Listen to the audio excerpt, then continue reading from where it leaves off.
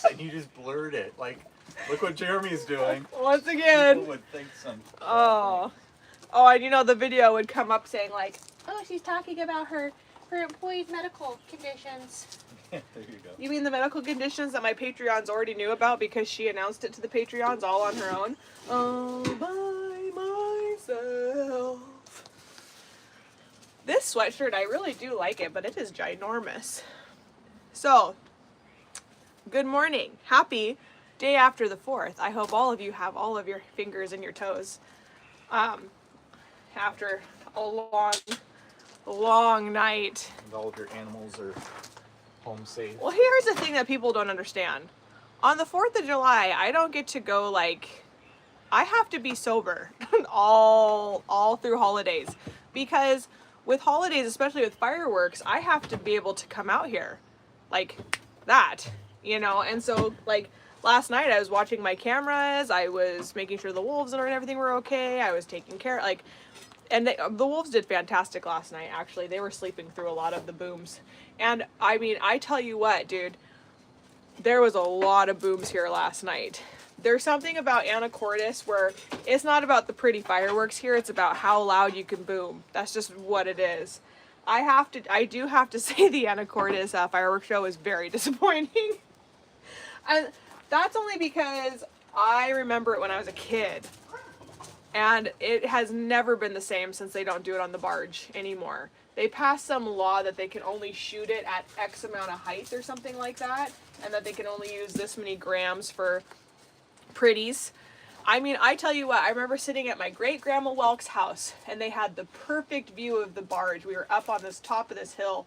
I wish I could have been old enough to buy my grandma Welk's house. Anyway, so they had this thing here, and we would sit all on her front lawn and we'd watch this fireworks show in the barge. And I'm telling you, these were the fireworks that you lit one off and you just admired it because it was so incredibly huge and beautiful that only one firework was enough beauty. It didn't need to be like ba ba ba ba ba ba ba ba ba ba ba ba ba ba. It was just pew, pew, whoa. And we used to sit there and rate them. My uncle and I were talking about that last night. He's like, you remember that? And I'm like, yeah, I remember that. Are you kidding me? Those are some of the best. What are you eating? Fruits? What do you got? Brutus. No.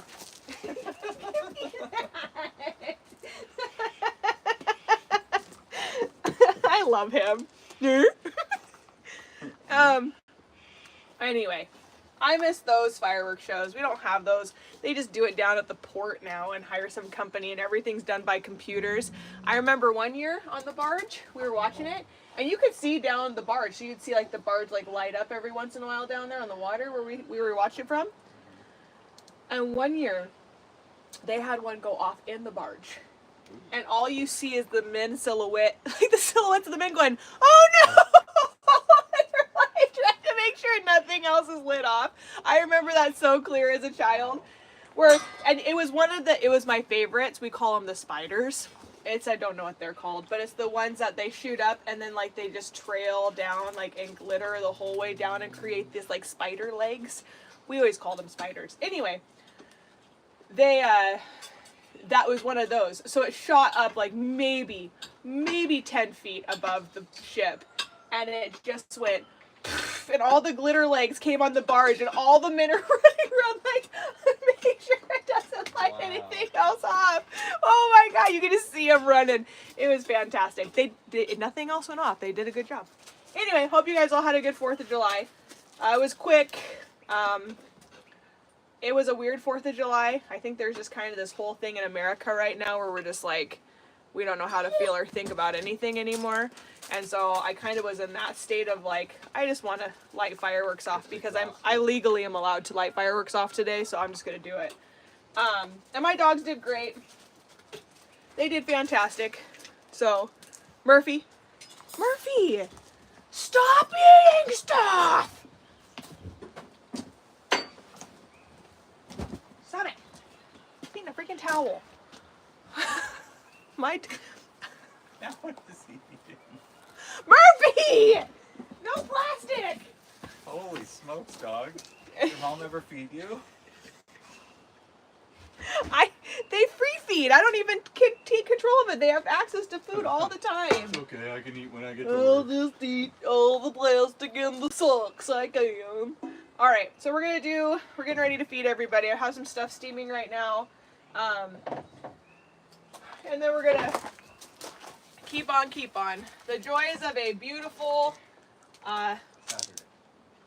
no, I was gonna say beautiful Great Dane puppy. Eating everything. Thank God it's Saturday, because I am tired.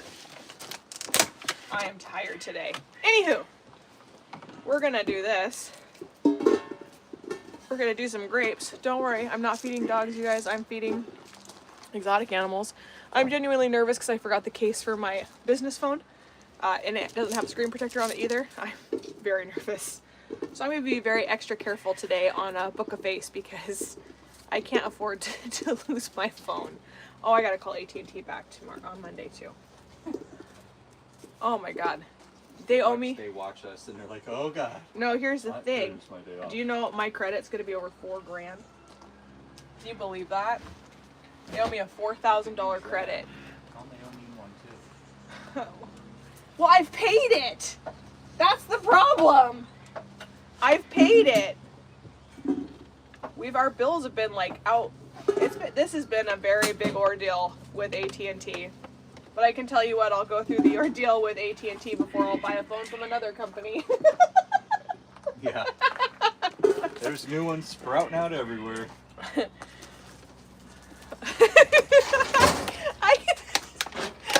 you already see the advertisement for it in your head? What if he does it like Ryan Reynolds does?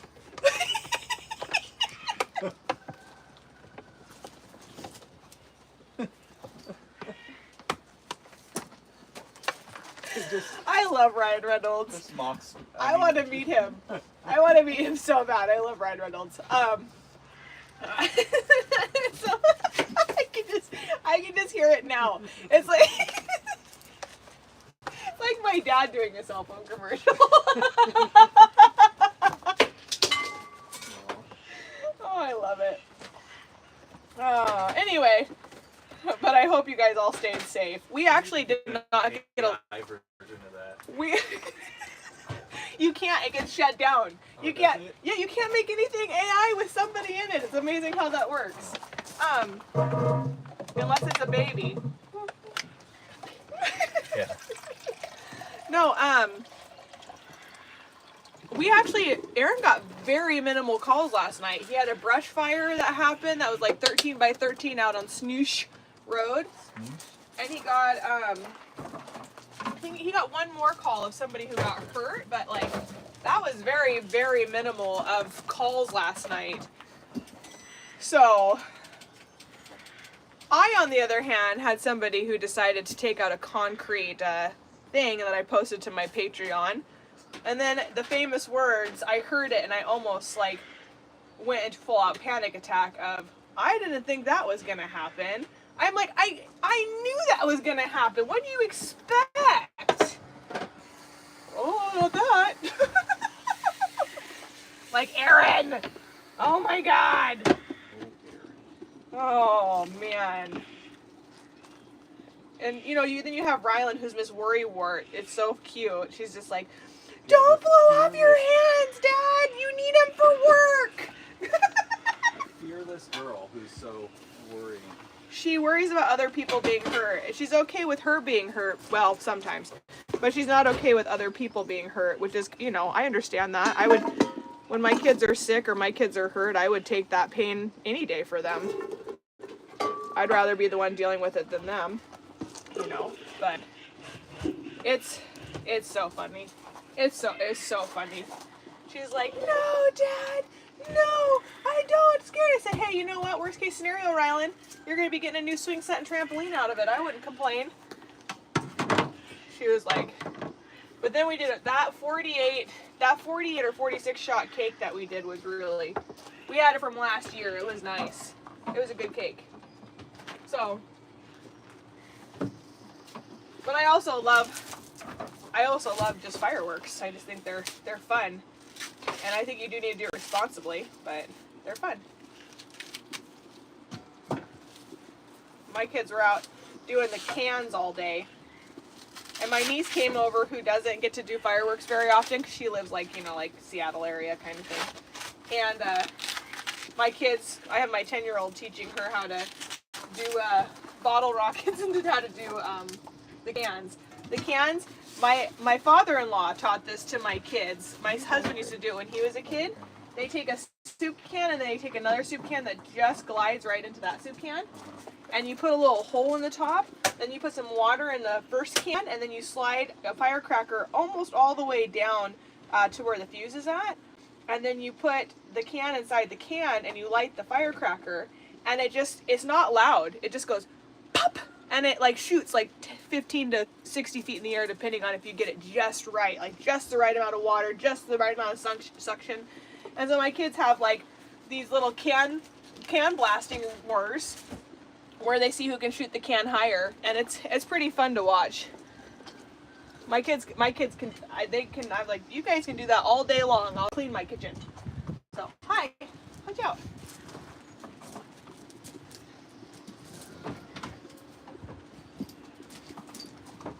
But I'd rather my kids do that stuff now while I'm present so that they learn how to do it responsibly, so that when they're older, they don't be really stupid like we were when we were kids. Were you ever stupid like that when you were a kid? Did you? I never really did fireworks. No? But yes, I was stupid as a kid. Yeah, I mean, well, that's a given for all of us kids. Yeah, the CBD oil's still in her system. She's like, I'm nice and tired.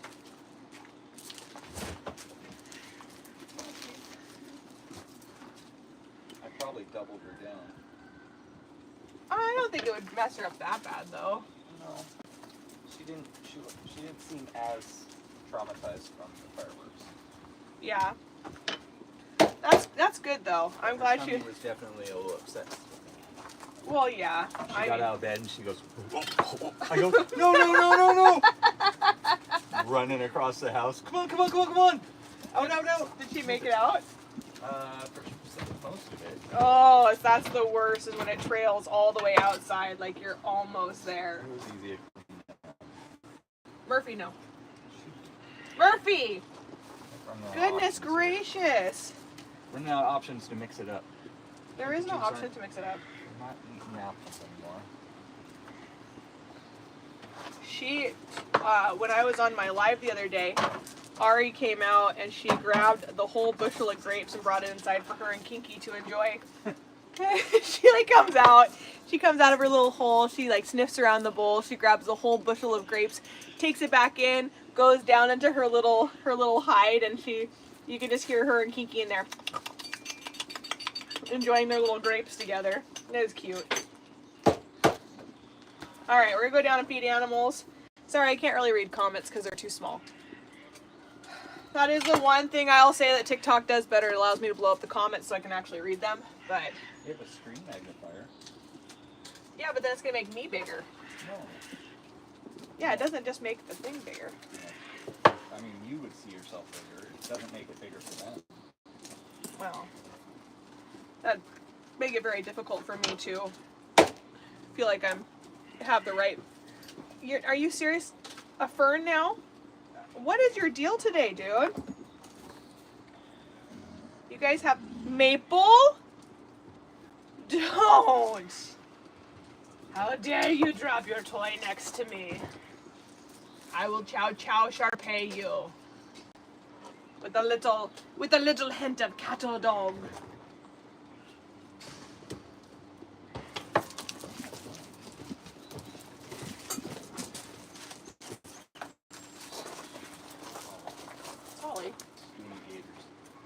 Oh yeah, we did gator biscuits on Oh yeah, I saw that yesterday.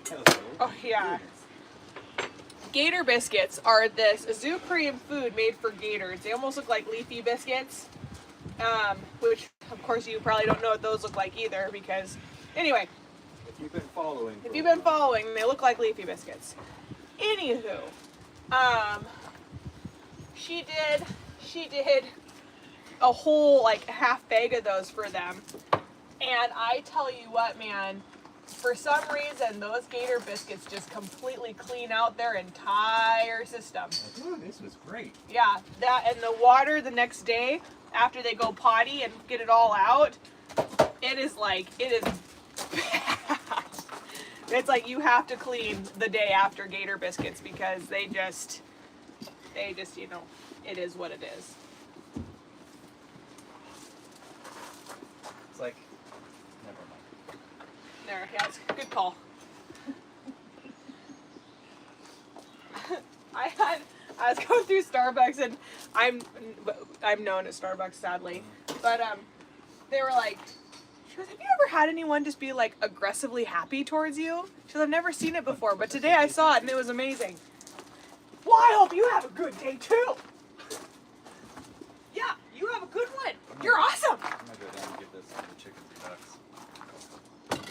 We'll just leave it up here. Don't make the trip right now. Holly takes all this down to Sakata's. Make a box for her. That's a good thing for her to get them back in the back with. They always just go back there for me. Well, aren't you special? Yeah, this is beef chicken. That other duck seems pretty... Obsessed with chickens? No, he seems pretty good. You know what? You know what I saw on my cameras last night? Uh-oh. When I came on, I checked on the chickens and ducks. Okay. One just floating in the bath all night.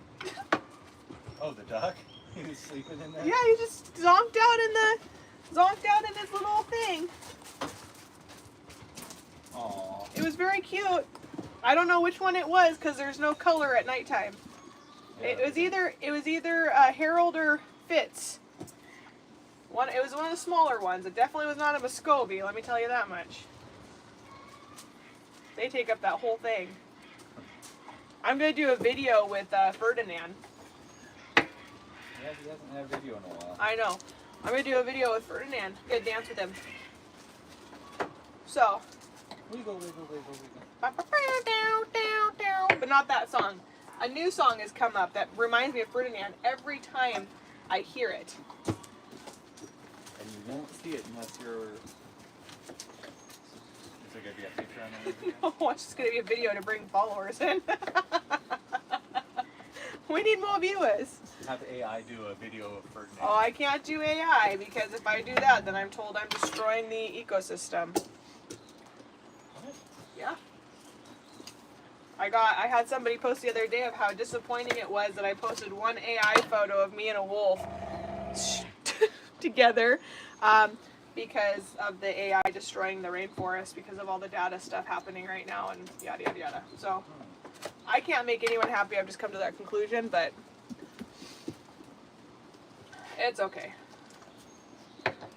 Trust me, I'm not for having our rainforests be taken out. It's very sad to a lot of us people who appreciate nature. So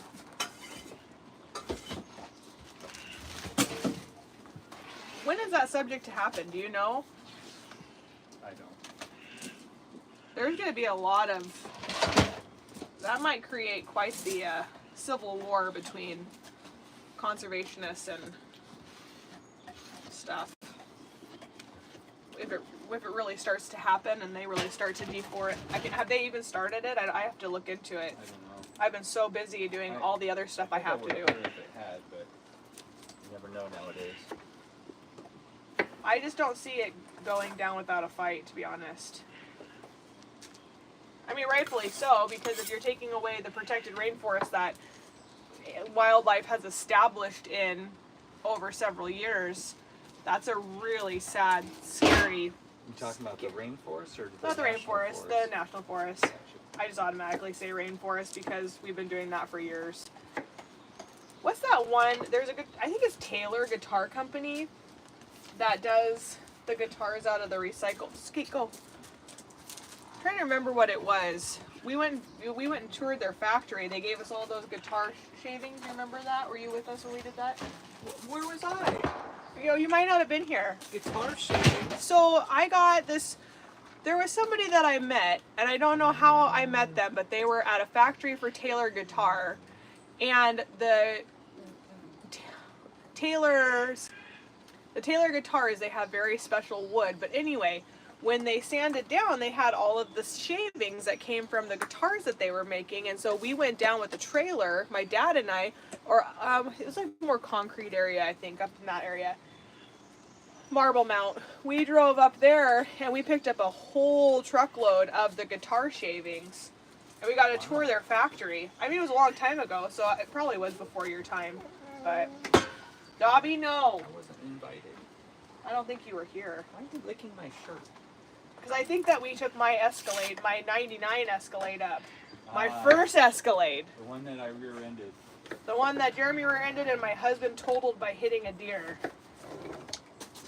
But I only rear-ended it with a trailer, not a car.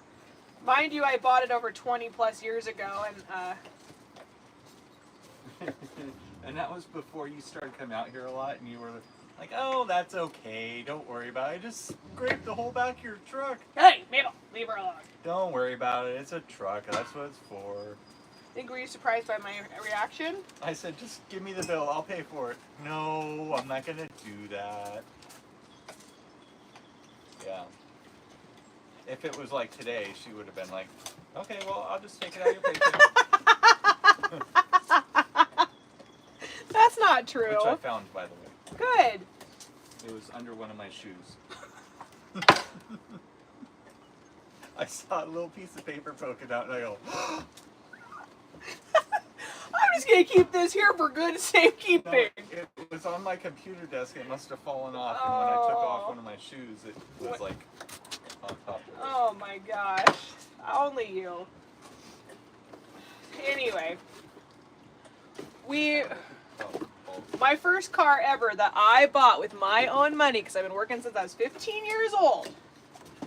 I bought a 99 Cadillac Escalade in like 2005. Something like that. So I was like 5 or 6 years old. I bought it for $18,000. I'm going to put this up here because they're trying to pull it out of the box. Bought it for $18,000 when I was like 17 years old. And I loved that car. I absolutely loved that car. It served me well. My first one was $500. Yeah, well, you know how I was raised. Go big or go home, you know. Now I don't look at things like that as much as I once did, but... My first and only 4-cylinder. Dude, I learned how to drive on a 1986 Toyota Celica stick shift. I loved that car, man. I was so mad. That was going to be my first car. I loved that car. And my dad, like, destroyed it. Because my dad destroyed every car he's ever owned. I remember one time I was probably, like, 9 or 10 years old. And He does go through the vehicles. He does go through vehicles so fast. I was, like, 9 or 10 years old. And my dad got a brand new, like, Nissan single cab stick shift pickup. And he came to pick us up from church one night, and we walked out into the parking lot, and we're like, where did you park? I mean, like, it's a big open parking lot, no cars are there, because we always left late from church on Wednesday nights, because my mom was the worship leader, and my dad had to practice, because my dad played guitar. Anyway, and so he's like, we're like, where'd your car go? Where's your truck? He's like, where is my truck? Someone must have stole it. And we look over, and it was in the neighbor's garage because he forgot to put the parking brake on, and it rolled right down through the parking lot, across the road, down into the neighbor's garage, and took out the garage door. And he left it in neutral. Oh yeah, of course he left it in neutral. Neutral, no parking brake, wham bam. I don't even remember the outcome of that. I'll have to ask my mom. I wonder if she remembers what they had to do for that. I'm sure insurance was better when I was 8 or 9 years old. Did it luckily just park itself in the garage, or did it? No, it took the door out. Oh, geez. Yeah, it took the door out. Oh, man. How good times. Are you going to make it a point to teach your kids how to drive a stick? Oh, of course. Why have a Mustang? We got the Stango, that's man. right. Yeah. We got the Stango. We got to teach them how to have a respect for Power. for power. Yeah. I remember my kids' eyeballs. I will never forget it when Aaron and I switched out Aaron's throttle control in his car, in the Mustang, because it went out. And so it was up and running again, which it went out again. It's like eating through throttle controls. I gotta have Forrest look at it. Anyway, and my kids got to ride in the Stango. First of all, the 5.0, it's a 1988 Mustang 5.0. And you literally feel like you're in like an aluminum can in those things. There is not a lot of protection. You forget. I drove the Stang for a long time, and I forgot how like. And they're so loud. Oh, they're so loud. And so Aaron takes the kids. They're in the back in their car seat, in the thing, and he takes them out for a spin in the Mustang. And my kids came in, and their eyeballs were saucers. And they were told not to tell me, and they walk in, and the first thing Rylan says is she goes, "Dad dropped the hammer!" He's like 3 years old. It was like, my husband's a really good driver. He really is a good driver. He gets incredibly close to things. It scares the living daylights out of me because he's so good at driving. He's like, has the fastest time through the fire truck course. Ashley says he's get close to things. That says a lot. Because if you ever drive in a car with Ashley, she gets really close to things. I do not. If you're not looking at your phone and trying to distract yourself, you got white knuckles. First of all, you are the worst he is the worst backseat driver ever. My oh crap handle has a hand mark on it after driving, and then I do things just to screw with him. So like I'll go into a roundabout knowing that I'm just going to make it, and he's like, "Oh my god, But this is also. You can see him pushing the brake pedal over the other side. It's the best thing ever. And I go, "Ee," and she goes, "Just calm down." But yet he's the one who almost runs a police off and runs him into a median. No. I don't do that. He does that. Run anyone into a median. Yeah, you actually almost did. No. And the cop, he flirted with me, and then he was a jerk to you. Yeah, well, I'm arguing with that point. What are you doing? Oh, we're on our way down to a bird confiscation. We gotta pick up birds.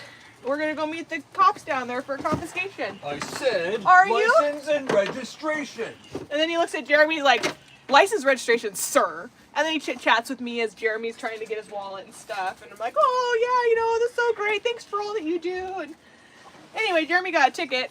So, it was what it was. I did not. You did too, and you actually hired a lawyer to fight it. That's even worse. No, I had a lawyer to argue my You had a lawyer. You had to hire a lawyer. You just need to work on not getting a ticket at all. Anyway. All that to say, I'm not a bad driver. I've never been in a car accident. Knock on wood. I actually avoided getting taken out by an 18-wheeler. I think I handled it very well. As an 18-wheeler's back trailer broke off and started spinning towards our vehicle with my kids and Holly in the back. And I think I handled it very well. And I still managed to help the person who ended up getting hit by it. Not me. I didn't get hit by it. I'm an excellent driver. I am too. Well.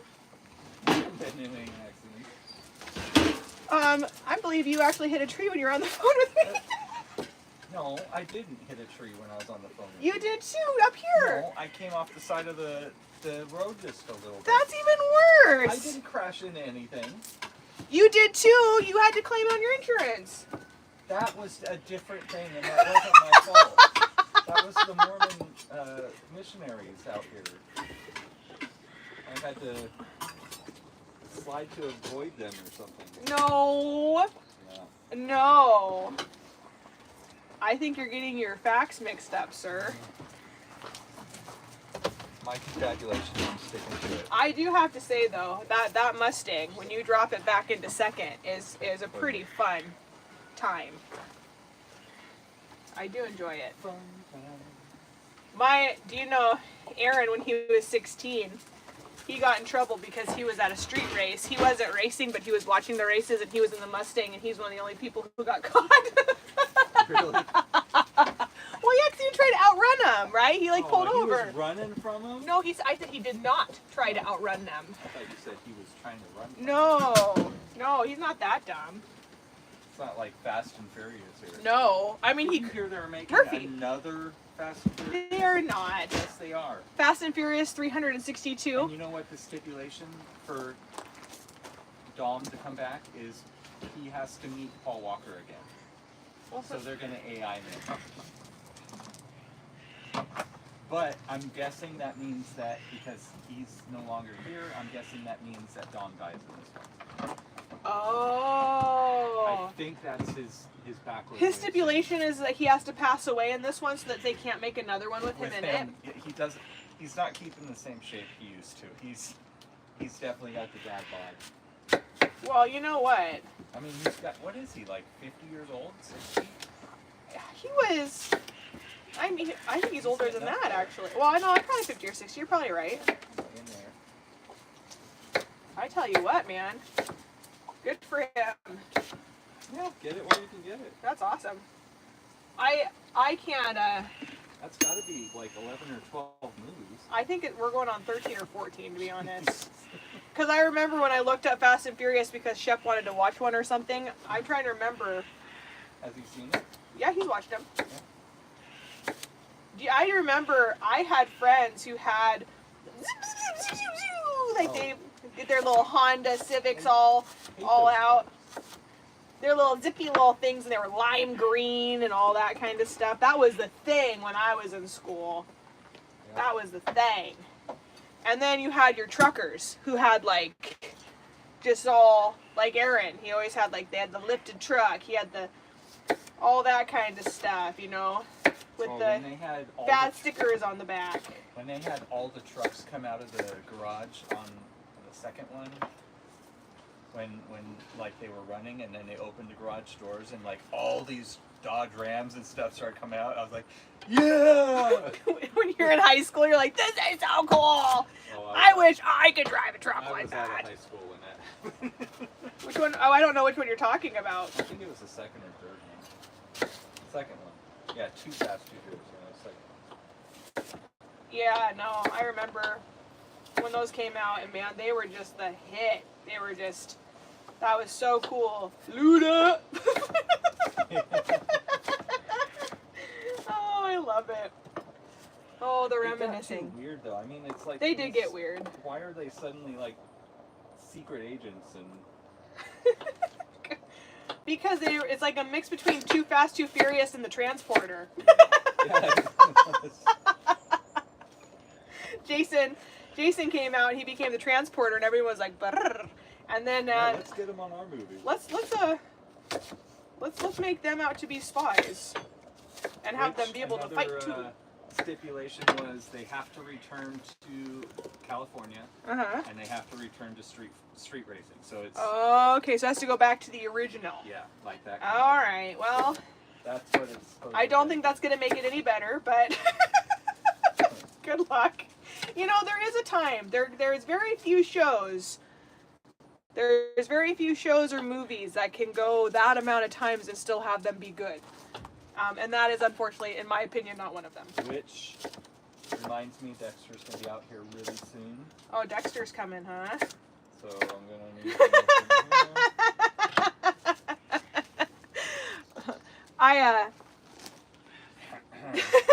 So you can only have 2 users now. You're screwed. You gotta buy yourself. What?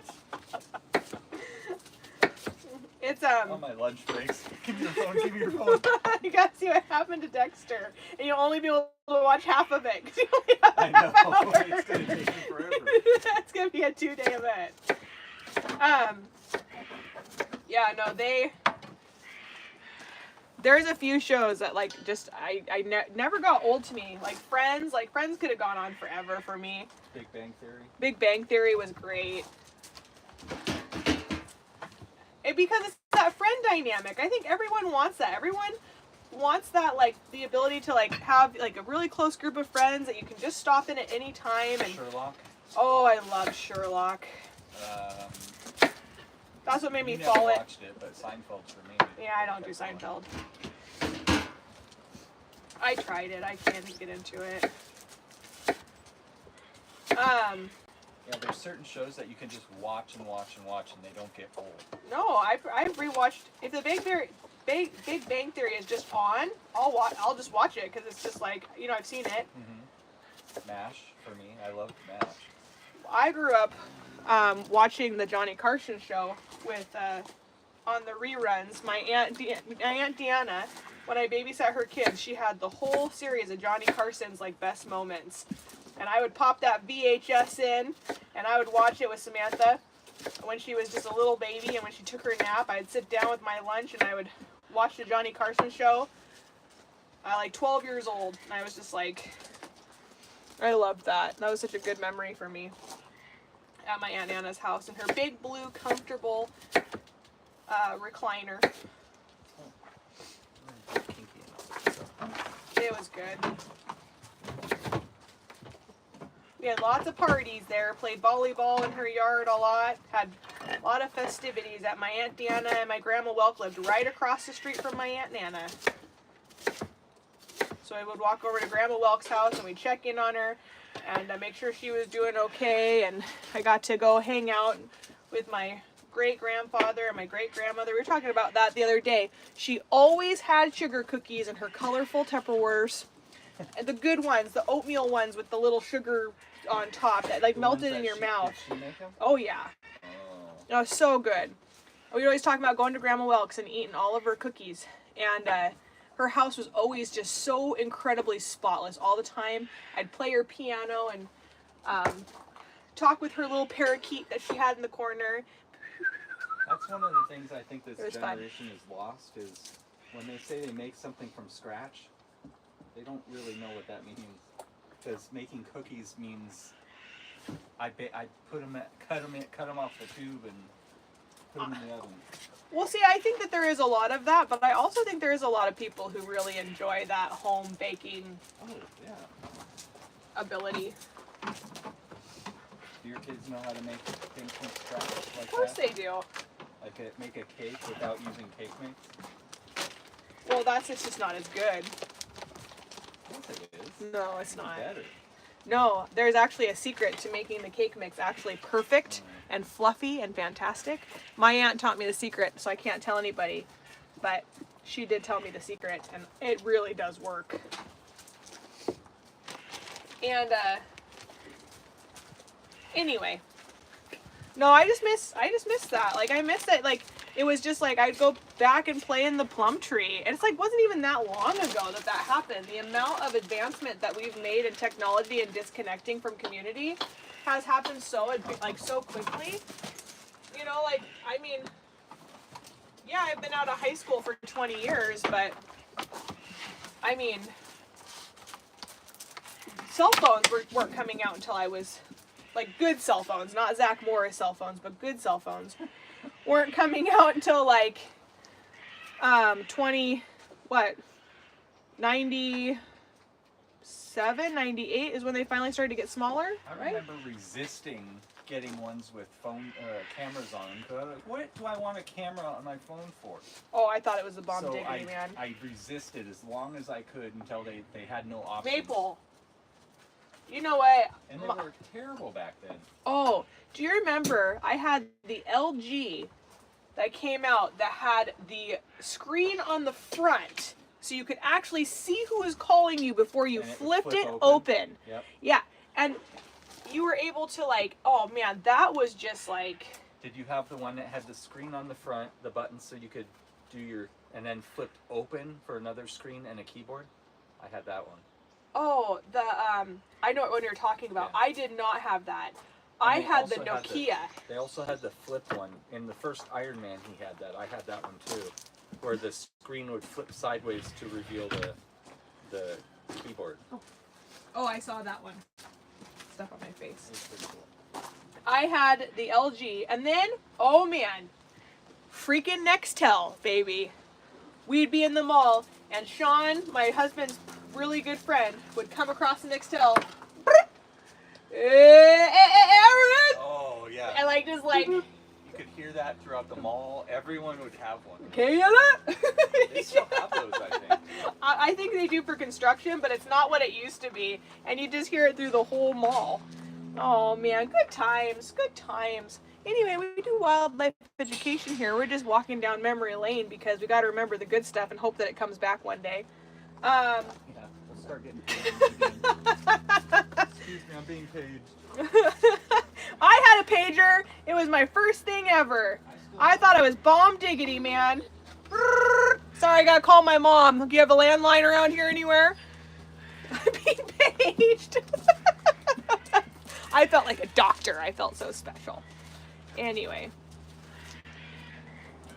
Good times. Good times. I do miss, though, all of my grandparents' stories of the things that they miss, like gas being 6 cents a gallon and all that kind of stuff. So we're having a good fruit and veggie day today because we have a lot of produce that we have to use it or lose it. We're going to do a chicken day for the foxes. We're going to do a crawfish day for the raccoons. We got some turkey bacon mixed with some ground turkey for the Kowattis. What else do we got? We got just a really good spread today for them. I mean, we have a good spread every day, but today we're just making it extra special because they probably had a rough night. Listened to all those fireworks and stuff. They did okay when I checked in on them on the cameras quite regularly, but none of the animals were setting my cameras off, so there was not like a ton of pacing or anything like that. It was very it was an okay night, actually, for them. But there was a lot of booms going on last night here. Especially, we're out of city limits, so we can actually do fireworks where we're at. I'll be laying you down.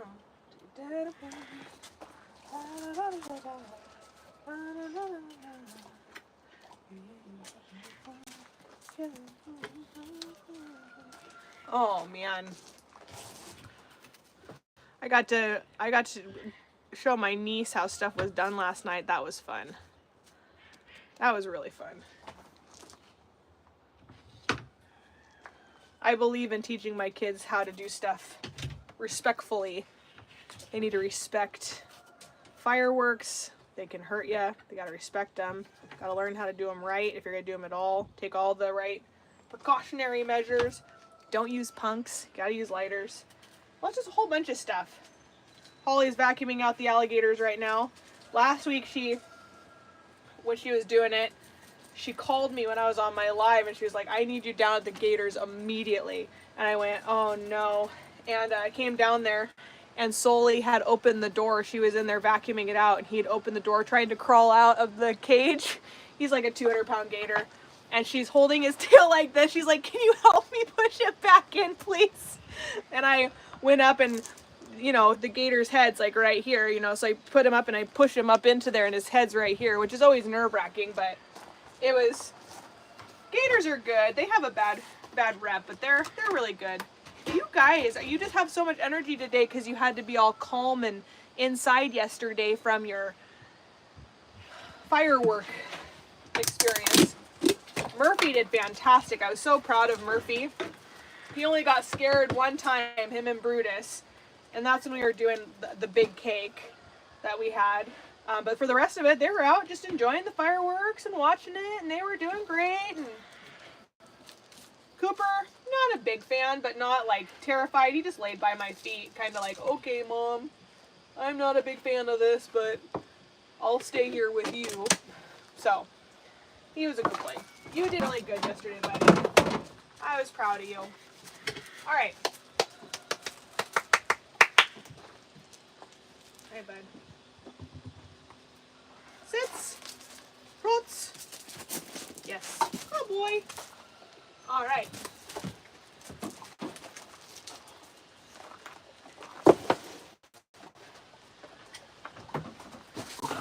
Maple, get off it. Dogs can walk past you. Get over it. Okay? Come on. Did Dobby steal your spot? Here. Come on, babe.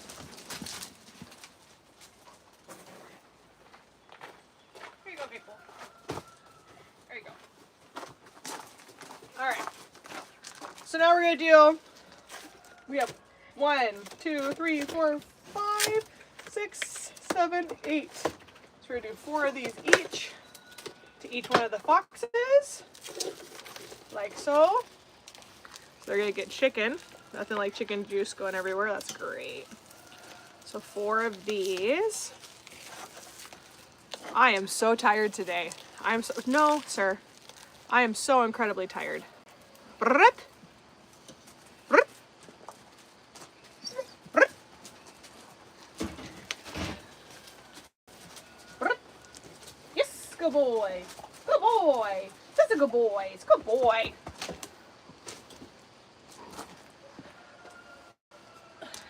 Uh-oh. I'll get it. I'll get it, Cooper. Oh. Sits. Floats. Yes. Good boy. I don't know what I'm doing though. Ever. I have never, nor will I ever claim to ever be an expert in anything. I always think that there's always more for me to learn and there's always more for me to advance in and be better at it. So. I had 26 years, but oh well.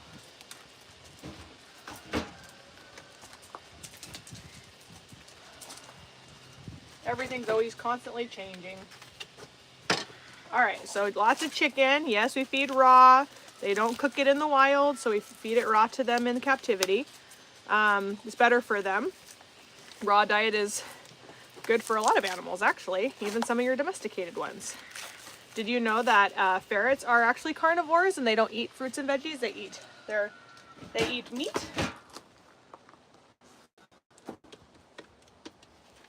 So we've tried to switch our ferrets over to a meat diet. It's a very hard switch when they've been on kibble their whole life. You would think it wouldn't be, but it actually is. So we'll see how they. Hey. Or Brutus. Those are not roxicles. You don't get to suck the juices of chicken off of them.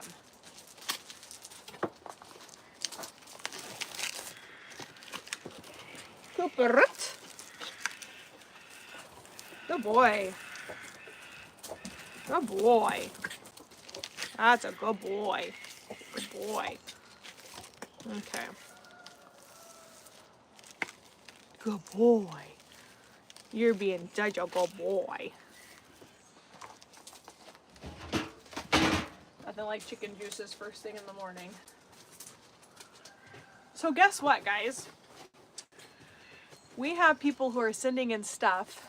Bree Tillman sent in a reptile cage. Robin is sending in a reptile cage. They're actually on sale right now. We're switching everything over to PVC enclosures, which I'm super uber excited about. We have new lamps on our wish list. We want to completely renovate our reptile room. We've been wanting to do it for a very long time now. And we're doing it with your guys' help. I just added a whole bunch of new bulbs and light fixtures and stuff that we need to be able to switch the reptiles over to better way of heating.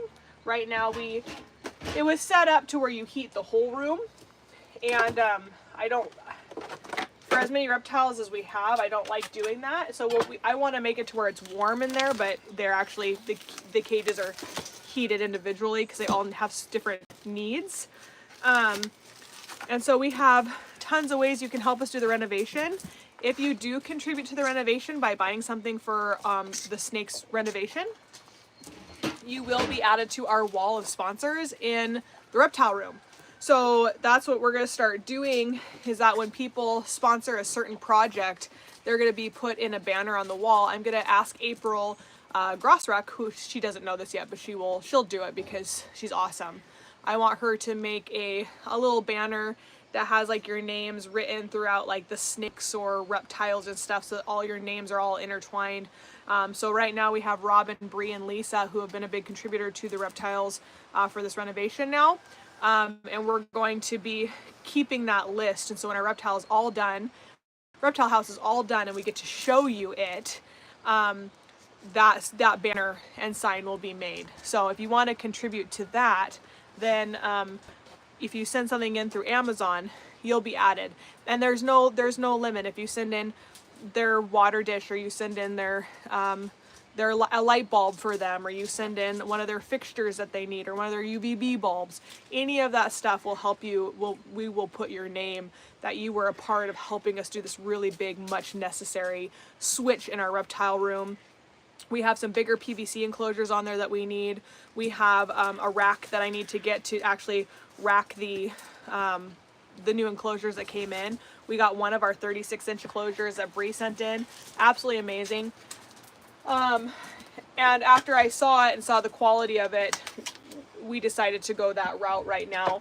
And we'd eventually like to get like an additional 6 or 7 enclosures. I have glass enclosures, worst case scenario, when it comes to if I get a big confiscation in, I have a whole bunch of glass enclosures. Prefer not to use glass without the sliding. I hate the open lids that open on top. When you work with reptiles, you have to have that front slide. It's just so much easier to work with reptiles that way. But if you do contribute, our Amazon wish list can be found in the link in our bio at poppleme.co/BWM. And if you contribute to that, you will be added to our beautiful reptile house snake sign that I'm going to have April actually draw up and then hand write all your guys' names in there, and we're going to have it printed on a banner, and it's going to be hung in our reptile room for the thank you to these people who made it possible. So this is, it's very, very, very exciting for me, because like I said, we've been wanting to do this for a very long time.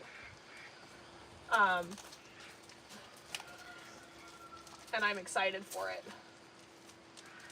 All right, so we're gonna do this. I'm gonna add a couple of leafy biscuits to this, and we're gonna add some turkey to these guys, and then we are pretty much ready to rock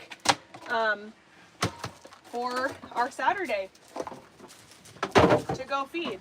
And then we'll get to the part that you guys really want to see. And oh, I gotta rinse the crawfish out too. We'll do that also.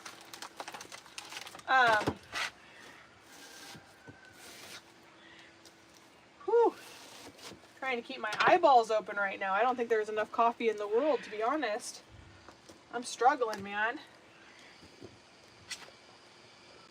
Hi, buddy.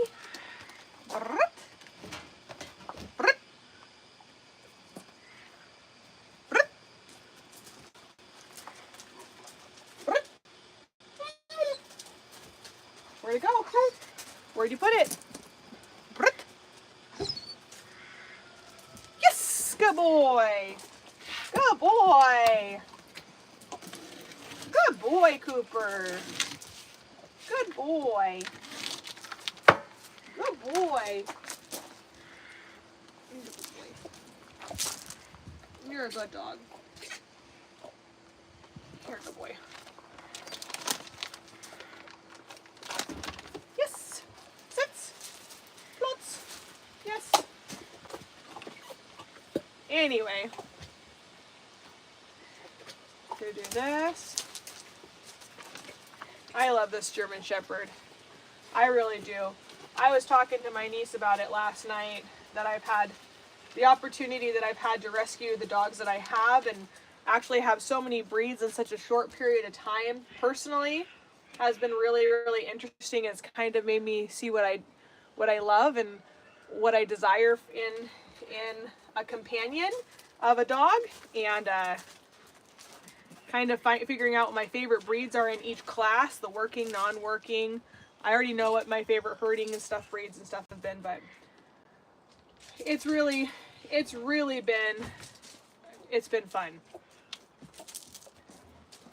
I know there's all different kinds of breeds out there, because there's just all different kinds of people who have different likes, and Right, Brutus? Right, Brutus? I love you. Oh, you's a muggle boy.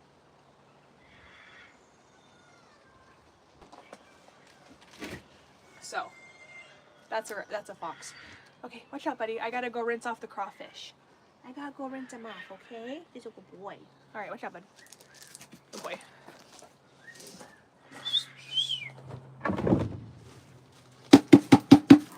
All right. So we're gonna rinse off the crawfish because they got some seasoning on them. But man, do my raccoons love this stuff. So we're gonna do this in down there. That bucket has a hole in the bottom, so it makes it perfect. I'm looking for my laundry tote that Lisa got me. I'm not seeing it. Which means, are these all lids? No. We'll just use this today. I don't need another one, Lisa. I just need to remember to bring it back up. She got me 2 of them because, oh, Salvador, because I always forget to bring it up. And I'll add some leafy biscuits to this, and then we'll be good to blend it together.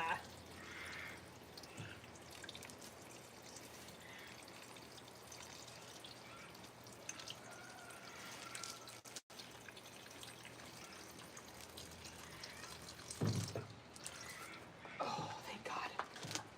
Whoops.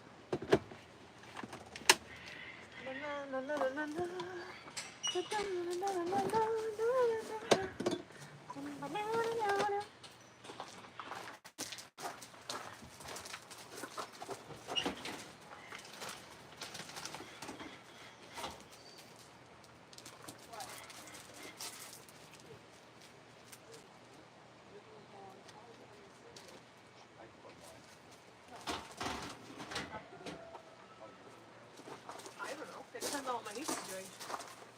So my niece is up from... Well, it would be around noon, right? So still 2 hours.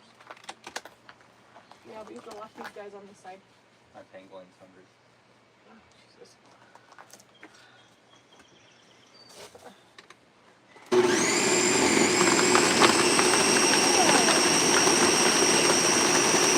I don't need to start taking orders. Alright, I gotta do this stuff first.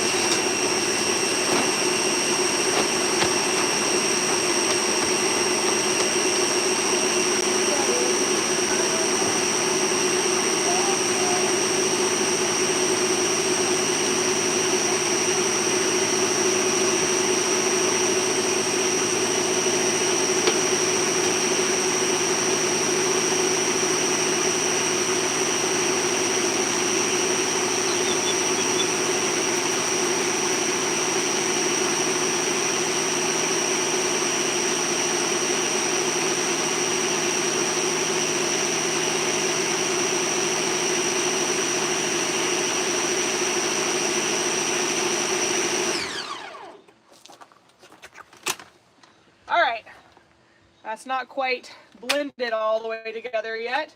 So we'll do a little tip-de-roo here. We'll add some more water. Oh my gosh, she's gonna love this. It's so avocado-y. All right.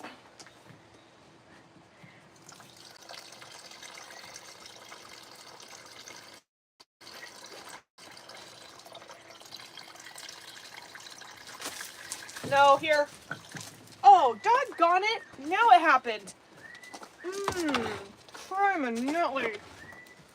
I was so happy that it hasn't happened in so long, and it just... Doggone.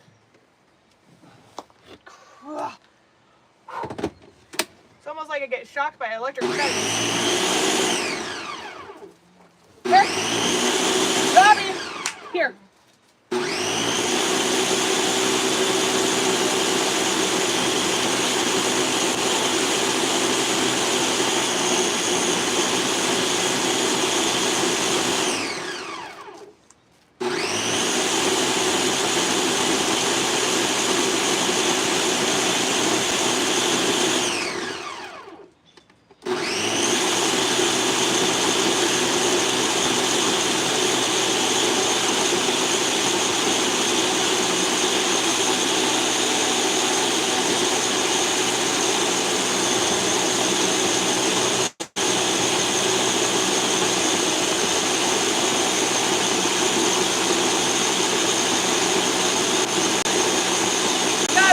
ground beef together.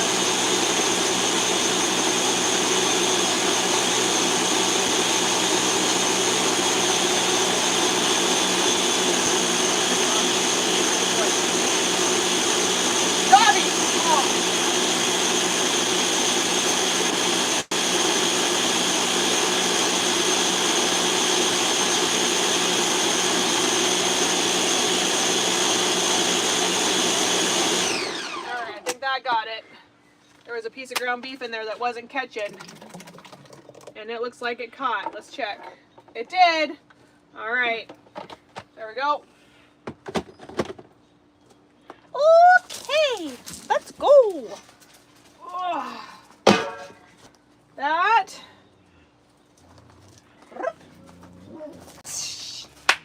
Leave it. Brutus, here. Brutus. Here. Oh boy. Those guys alone.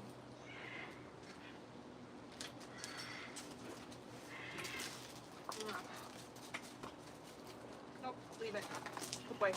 So the wolves just got let out into their day run.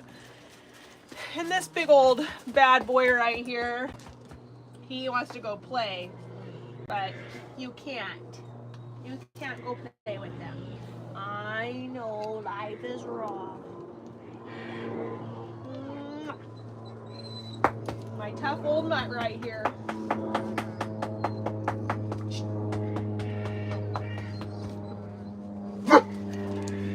What was that for? Weirdo. Good boy. Okay.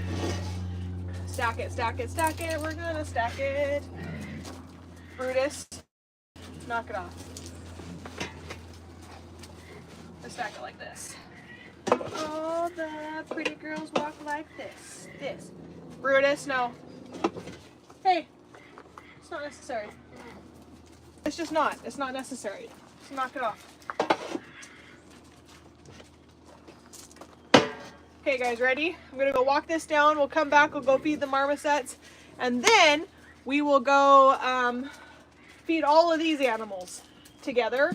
We'll rinse off the crawfish together and do all that stuff. Okay. Son of a gun. Hey Jeremy! Here. Jeremy! My keys are in my truck, Dobby. Brutus! Off. Thank you. My keys are in my truck and I don't want my dogs to eat any of this stuff. They're not very responsible when it comes to not eating stuff. Let me go see if this is unlocked.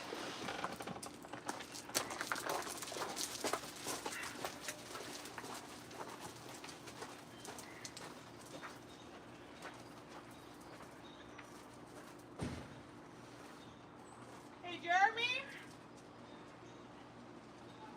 Can you come unlock this?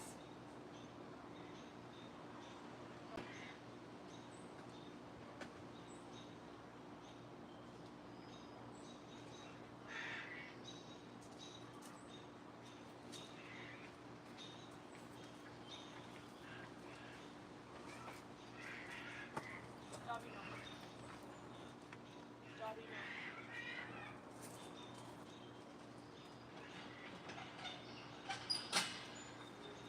No, I found my keys. I need to unlock it, but I can't leave them with my dog. I'll look at my keys in a sec.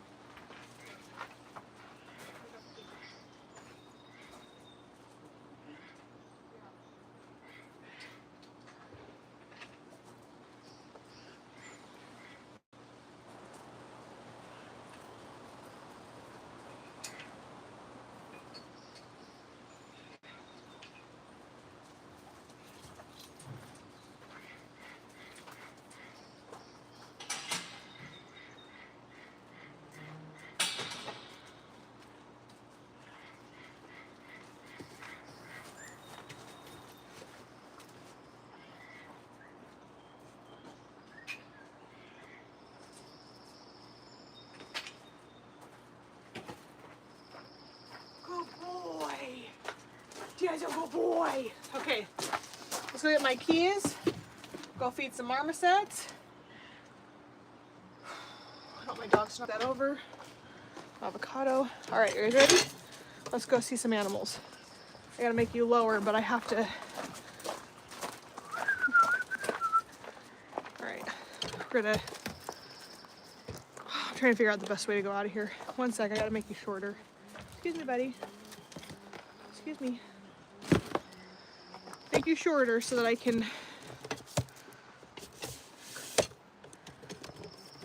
hold it better.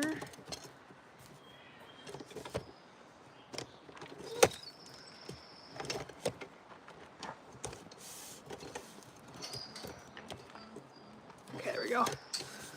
Right there. You want me to put these inside the cabinet? In the yeah, in the cabinet's fine. I'm gonna go in there right now. All right, so we're gonna leave the crawfish right there. Move. Stay. Stay. Good dogs. Hey, no. Just because I walk away doesn't mean that you get to not listen. All right, let's go see the marmosets together. All right.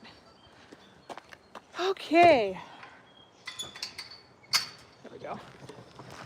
All right, so we're gonna go do this and then I'll grab my keys and then we'll go feed everybody and then I gotta clean everybody. I was surprised to see that when I pulled up, you were already here. Yeah, I was awake because of that boy, so I just came in. Did ya? I was only 15 minutes late because I decided coffee was a must. I was an hour late because I decided coffee was a must. 2 cups in my bed and then espresso. So. 1 cup and then cold brew from Starbucks. How did you guys blow stuff up last night?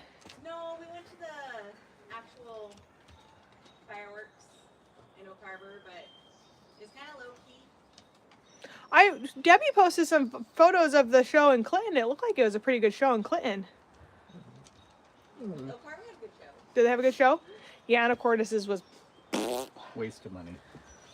This is like the first year we didn't light off anything. well, I guess it just depends on who you ask. Well, me. No, I meant waste of money. Jeremy said waste of money. So Oak Harbor was done by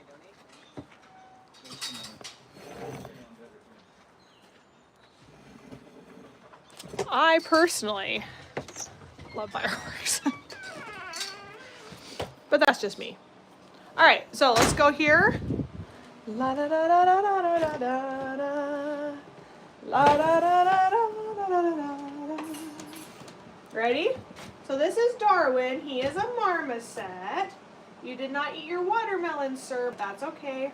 We'll let it slide. This is Dar Dar. Look at this little cutie patootie right here. You want some turkey bacon? No? He's gonna hide and eat his turkey bacon. That beat any of his fruits and veggies today. He wanted his piece of turkey bacon, and next he'll probably have his piece of cheese because he loves cheese and turkey bacon. All right. Oh, Holly's bringing the shop back up. One sec, let me open the door for her.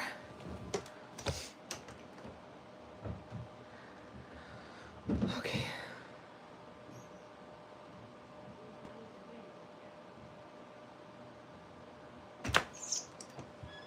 I was letting you in. Oh, Yeah.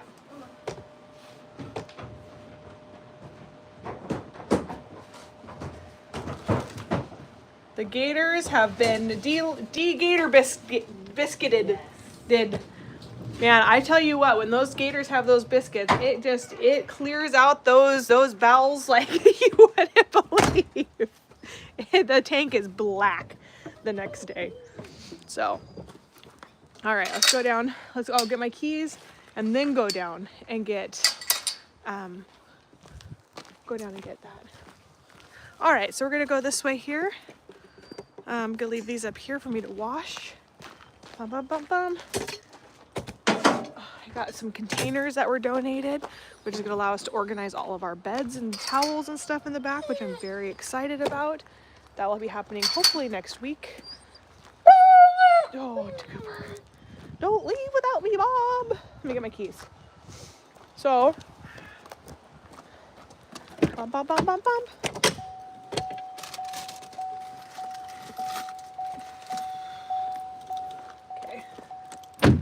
All right.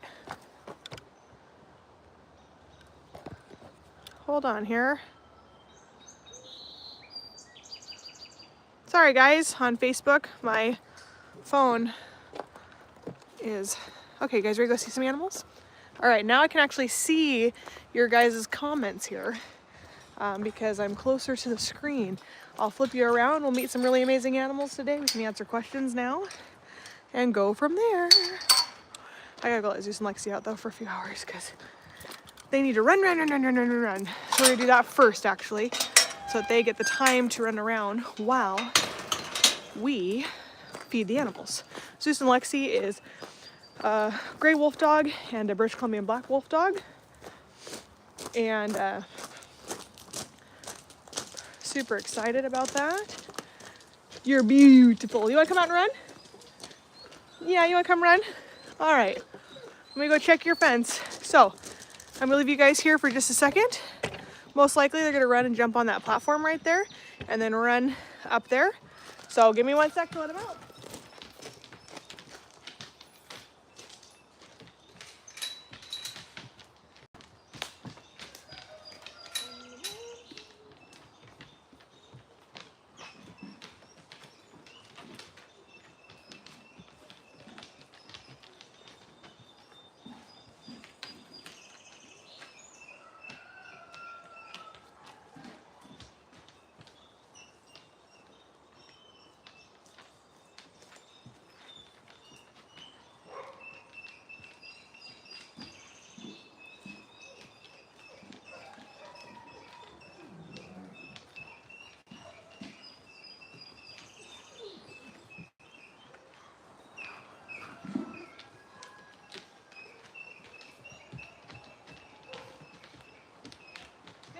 No.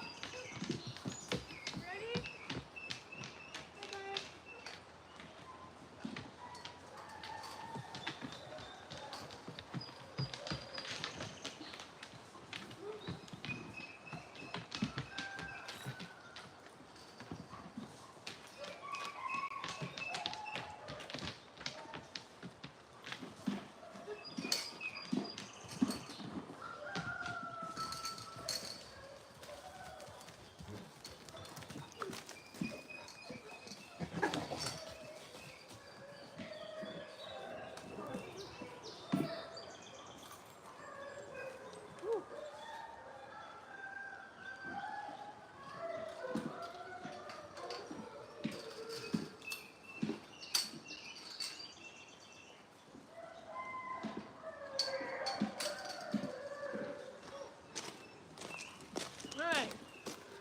Let me flip you around. This is Zeus and Lexi. All right. They're running up there.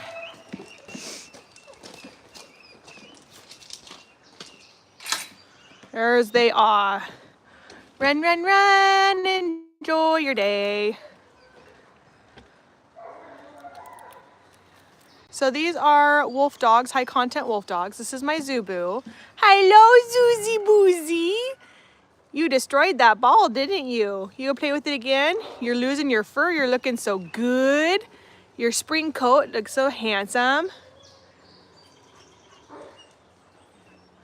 Your coat is looking so good. What'd you find? Oh, a leaf. Good job.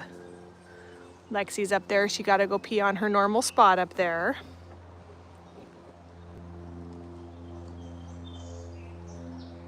They have a pee bush. They run up to their pee bush and they pee on that first, and then they come down and say hello. There is that Lexi girl who is just now starting to lose her coat. She will look about 40 pounds lighter here in about 3 weeks when she gets all that coat dropping. You are in a late shed, my friend. You're in a late shed, my friend. He's in a late shed, Lexi Loo-hoo. You're looking good, Zeus. I can't wait though for you to get your beautiful winter coat on. The rooster that you hear is our neighbors. We don't have roosters at our facility. Those are our neighbors' roosters. Oh, thank you. No, they're not big talkers. No. Always getting loves from there from Willow. And there's Nai. All right, let's go feed the other animals. The gators are happy for some fresh water. You guys getting all cleaned. You guys are all hi, Sully. Hi, buddy. Hi. Hi, sweet boy. What are you doing? Hi, bud. No, don't come off that way. Don't do it, Sully. Don't do it. It won't hurt him even if he does. Gators are pretty remarkable creatures. Nice and clean, buddy. Nice and clean. All right, here we go. Let's go. Let's go, let's go, let's go. I'm gonna put you guys on bean. I'm gonna run up, I'm gonna get my crawfish. Hey, and I haven't cleaned from yesterday, so I have to pick up their old stuff, all the peanuts that they had from yesterday. See how, and look at all the dog food. You watched me put the dog food in there. We do give our raccoons dog food as a supplement, but they get this food first and foremost. Okay, but we never want them, raccoons and foxes, we never want them to be hungry. Hi, honey. Hi, Bean. Good morning. Hello, sweet girl. How was your night? Were you able to endure the fireworks show okay? Yeah, did you do okay? I didn't see you on the cameras, so I'm assuming it went okay. I'm assuming you were snoozing. Hi, sweet girl. Whoop. Hi. What do you want first this morning, lovey? You want your corn on the cob? Is this what you want first? Is this it? You got it?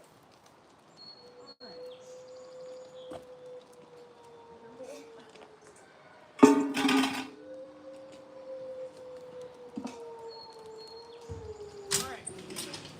So I'm going to leave you right here on Beanpole for just a minute. While I go, and you're going to hear a howl, I'm going to go grab the crawfish, okay? So you guys can watch Bean eat her corn really fast while I go grab those crawfishes. One sec, I'm zooming in on both sides there. Okay, I'll be right back.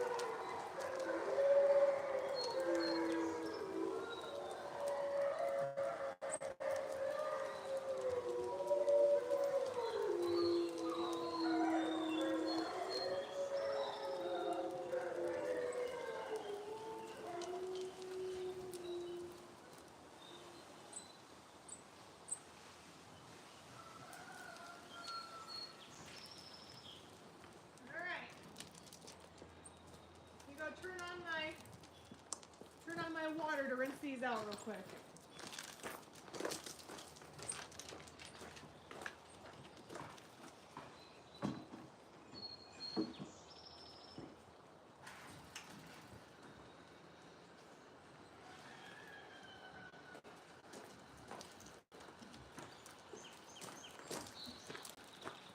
All right, so this is Beanpole.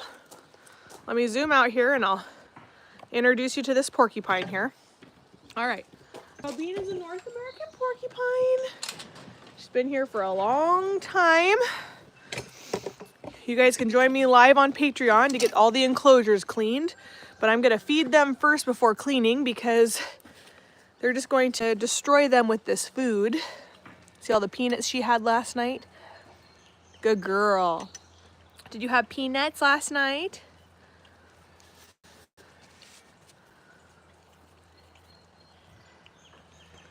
Aren't they so sweet? Look at those cool quills that she has in there. Isn't that awesome? Good girl.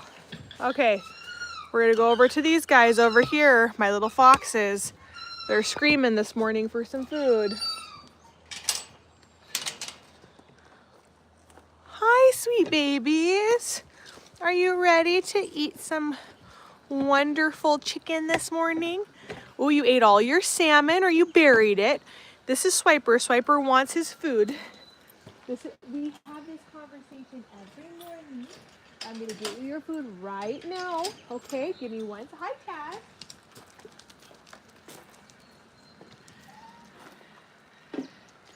All right. So my routine is I get in here safe first and then I grab you. So hold on 1 second. What's up? Oh, you guys did a good digging job. Oh my. Good work. Good job. Good job. Okay. Brutus, Murphy. Murphy. Murph.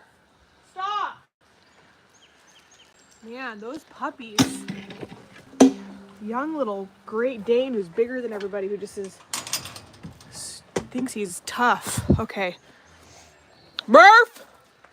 No! So look at all these holes they dug for me. I filled all these on Patreon yesterday, by the way. And they're doing a fantastic job. Don't worry, they can't dig out. Hello, Chloe. They can't dig out. There is dig outs underneath this, but we do fill them so it gives them good enrichment. Hi, sweet girl. That's Chloe.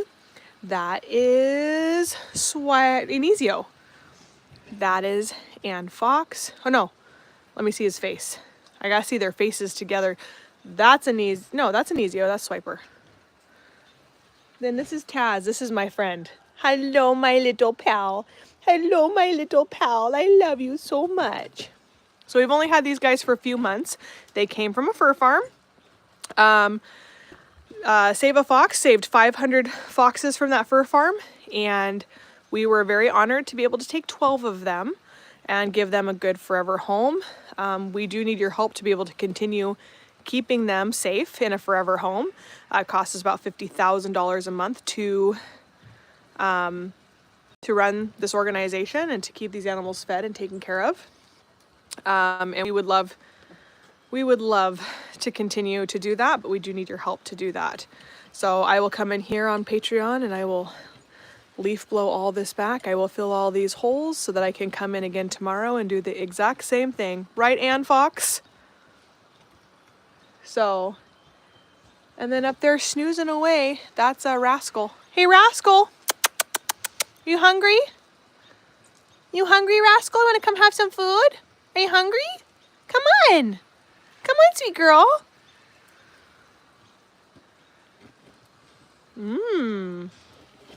Burying our chicken already today.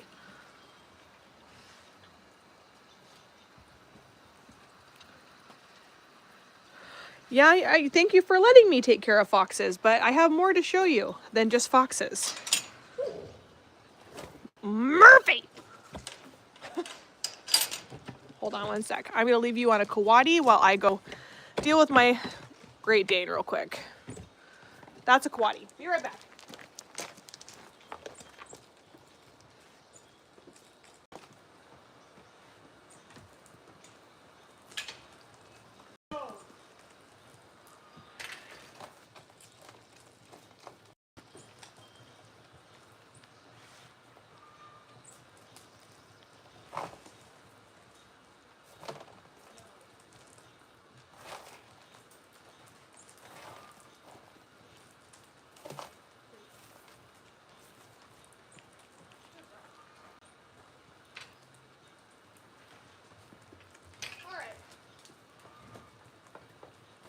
Squeakies, let's get you fed, buddy. All right, Squeak Scoos. I'm coming, my friend. I am coming. All right. This is Squeakies. Squeakers is a Coda Monday, also known as a Kowatti.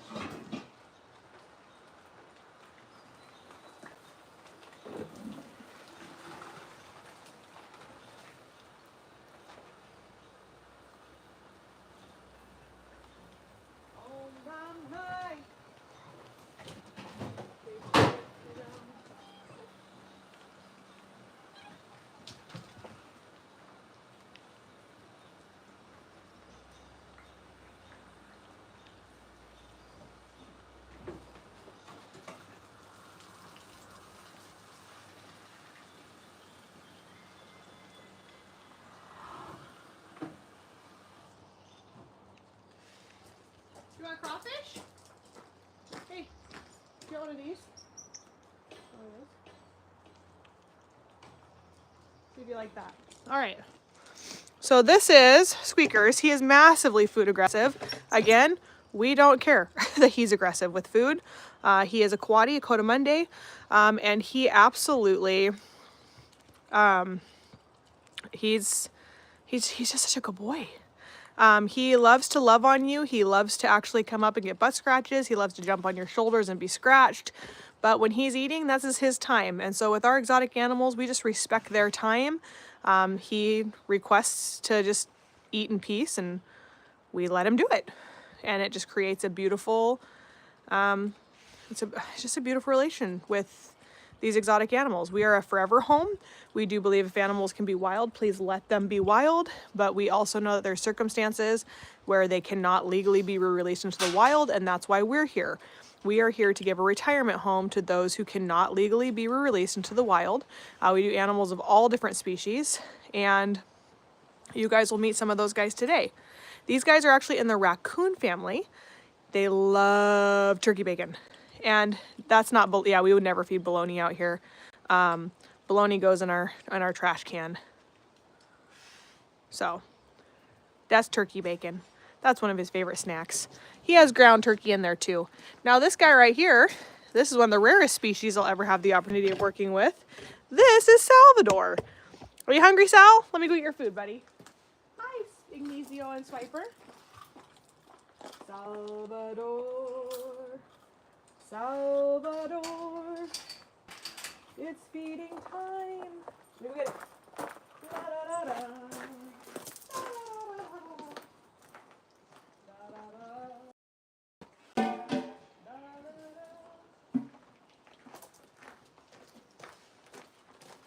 So today, sir, we have heavy on the avocado, light on the bananas, with some ground beef, some apple cider vinegar, some leafy biscuits, and so much more for you.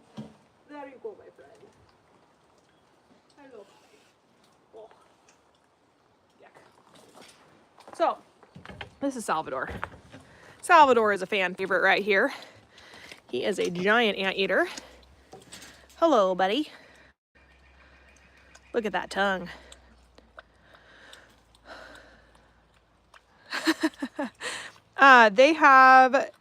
They are just such amazing creatures. Look at those powerful claws that he has. They walk on them like they're their knuckles. It's really cool. That is the way they defend themselves from things like jaguars and things like that. Truly remarkable. Their tongue is 2.5 foot long, comes in and out of their mouth at 2 times a second. Their main diet is ants and termites in the wild. They also eat fallen fruit that falls from the tree and is rotted. They have no teeth, so they do need to be able to slurp it up. He's tipped it the moment I walk away. He has tipped it the last couple of days, but at least he's eaten a lot of it. Everyone's doing fine after the fireworks. Animals don't, they kind of just move on, you know? Things are bigger and better, they just move on. Anyway, he's doing really good though. I know you like it when it has lots of avocado in it. I did that because of your rough night of having to deal with the fireworks. So, Salvador is more sound sensitive than any animal we have out here. So he was just in his house all night. The foxes actually did great through it. Believe it or not, I was expecting them to have a little bit harder of a night, but they did really well.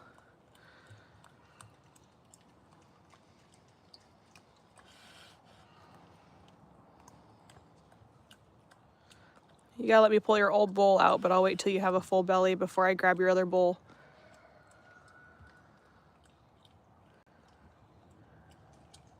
Yeah. It's scary when he tries to move my feet.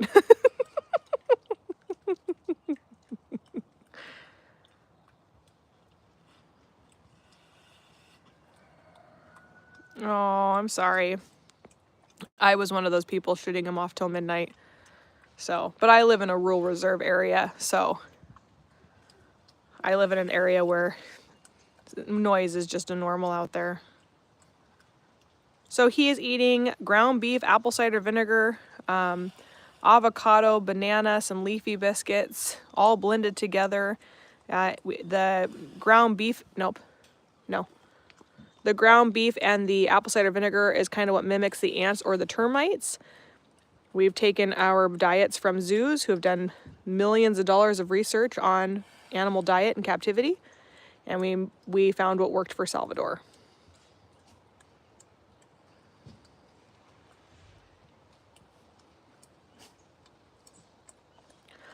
I live in Washington.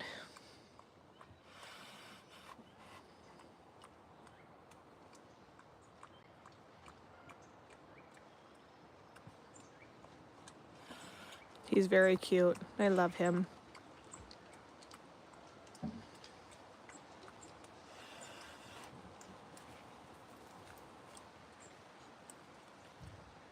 I know, Salvador is so awesome. Brutus! Off! Brutes!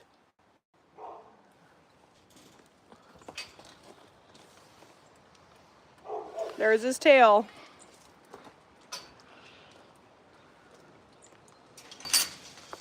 Oh, that's not my dog. That's Holly's dog.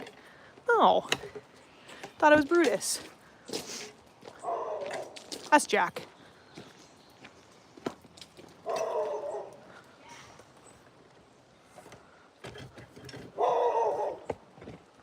So this right here is the raccoons.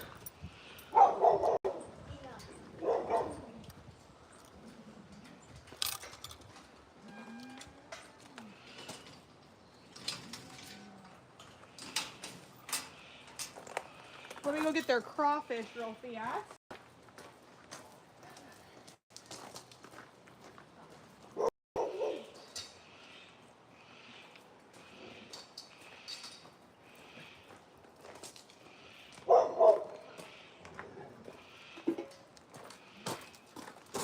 All right.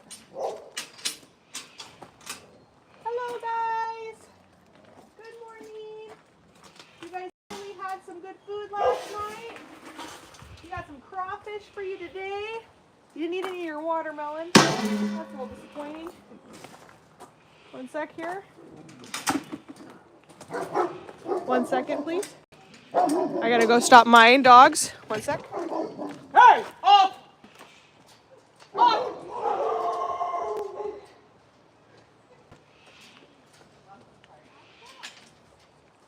No. Oh.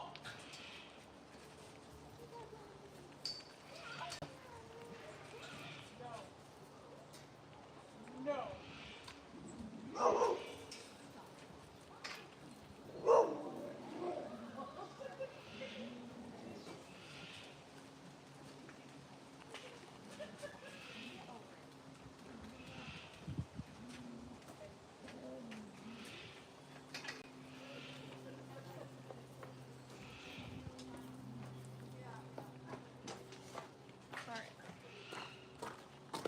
So, they're not even coming down, dude. They're all worn out from the day. Let's go in here. So, they didn't eat all their dog food. They just pulled it all out. Now, this dog food has little raw pieces in it, and they pull all these raw pieces out, eat them, and then throw all the kibble on the ground. So, thanks for that, fella, for me to clean up today. Appreciate that. So, we have 4 raccoons here. They're obviously not starving today. Hey. Hello. How you doing? Are you watching the show up there? Huh? Are you watching some dog TV up there? What about you, Miko? How you doing? You doing okay from the fireworks? Where's Percy and Apollo? Percy, oh, there they are. Hello. How you doing? I got some crawfish for you here and some fruit. You want to come have it? They're like, no, dude, you see how many peanuts and dog food we ate last night? So, they will eat that. As you can see, they've overindulged in that really good food the last few days. I've kind of fattened them up because kind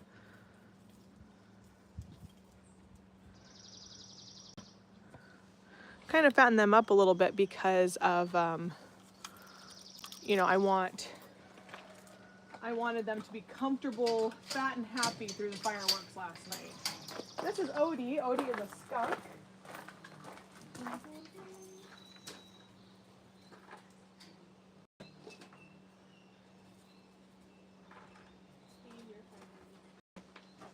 Hi, Odie. How did you do last night? Did you just kind of hide out in your... Did you just kind of hide out yet last night? You want some yogurt? And some turkey bacon? Okay, come on. Okay, buddy. So this is Odie.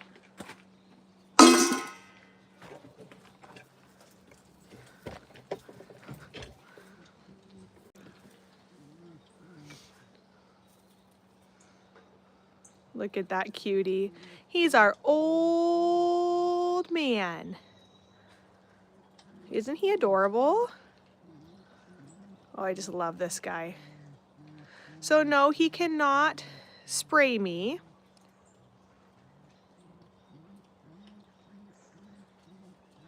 Oh, okay, so wait, raccoons can be released. They dig in our trash constantly to the point where we have a metal door closure on them. Yes, okay, so about that.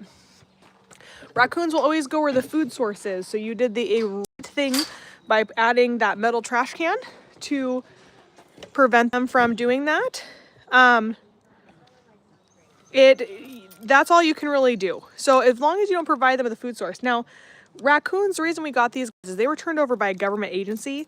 They could not legally be re-released into the wild. So that's why we have them. We do believe if animals can be wild, let them be wild, please. Do not take them in. Do not try to take measures into your own hands.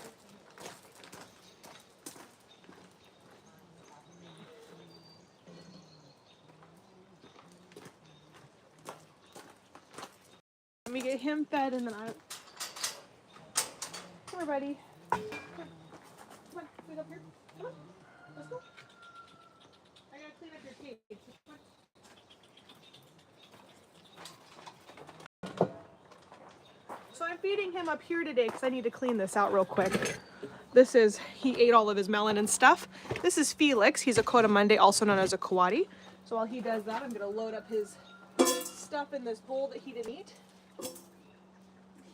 Like so. It's all picked up.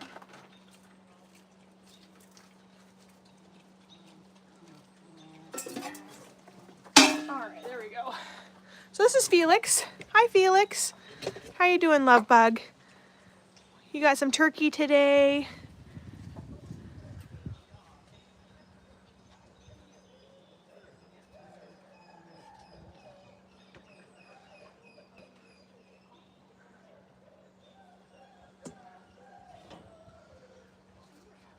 Let's see here.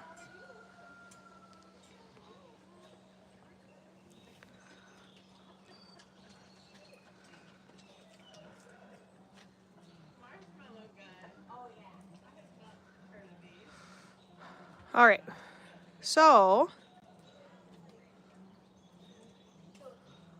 what are you gonna eat? Isn't he cute? So these guys relate to the raccoon family. They are found in Central South America. He came to us with a dislocated hip, a BB in his shoulder. He has rehabilitated from it very, very well. We didn't do a surgery or anything to take the BB out or do the hip repair because it would have caused more damage than good for him. He is an older Kowatti. He had a really rough life, and now he's at a place where he's eating really good food, has the proper diet, has an enclosure that accommodates what he needs, and we're doing the best we possibly can for him, giving him just the last part of his life to be happy and healthy.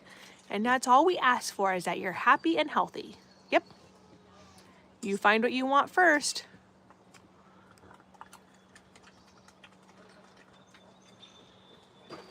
All right, let me go this way here. I'm gonna go feed the other foxes. I'm gonna leave you on an animal real quick while I go check in with Bronwyn. Give me 1 second, because Bronwyn's here to help us today, volunteer. So I'm just gonna leave you on Odie Cologne here for just a second, and then I will be right back to grab you. Give me 1 sec.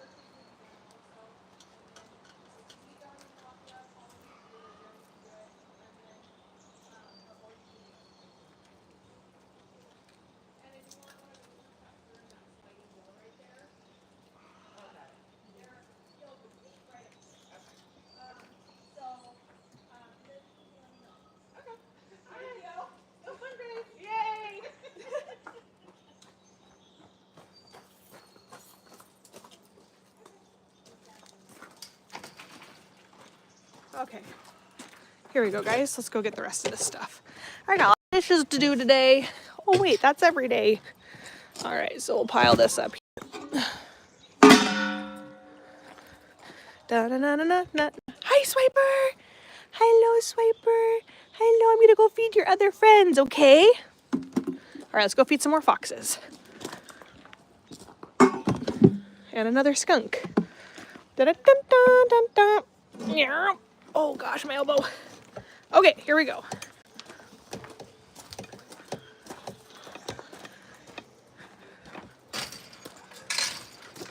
Here we go, here we go, here we go.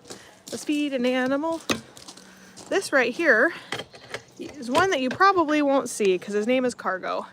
And she comes out at nighttime. You didn't hear watermelon either. Sneaker. All right.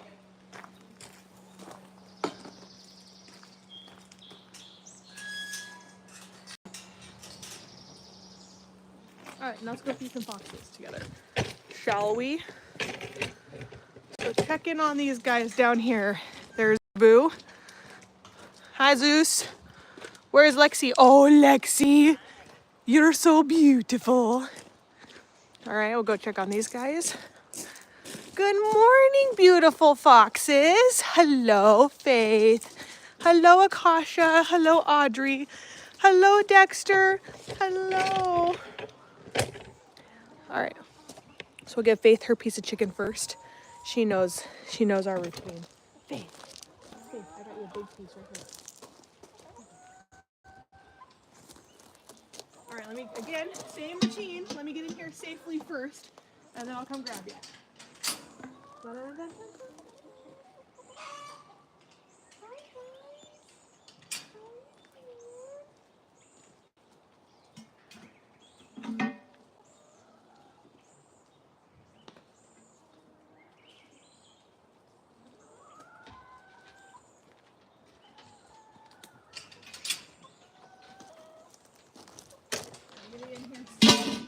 Safely first, and then we'll come get you guys and go in and show you these amazing little guys here. All right, so this is Edward. He's a sweetheart. We have Dexter, and I always want to say Dexter and Dudley because those are the names of my mom's cats. But Dexter and Todd over here. We have beautiful Akasha right here. We have Audrey right there, and we have Faith right there. You got a little dirt spot on your bottom.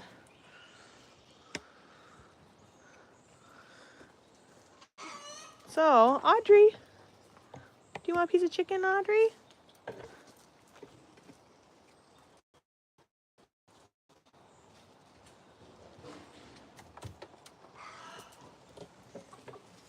All right. And then Akasha, she's eating her food right there. Here comes Edward. Hi, Edward. And then we got little Faith up there. And these two boys over there. Are you guys not that hungry? Hi, Edward. Hi, Edward. Hello. Hi, Edward. Hi, Edward. Edward's let me kind of pet him now. Sorry, I was petting Edward. We're working towards a relationship, a friendship. Hi, Akasha.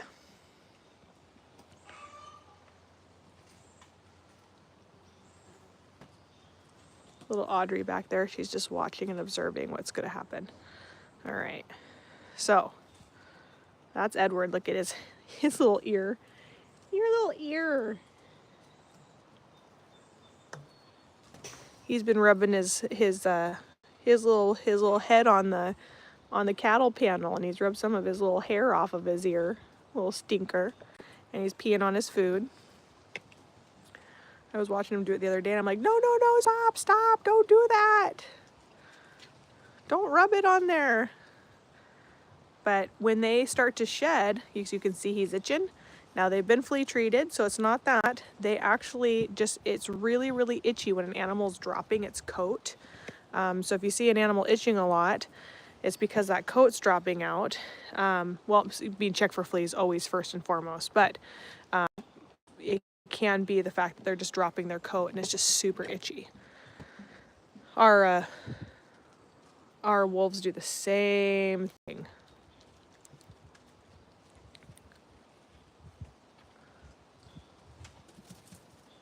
Oh, you okay? That was quite the hop. Do you need me to add a little ramp to that? I can add a ramp to that, Audrey. You need a ramp on there? I can do that. I'll get you a ramp. That was a big jump for you.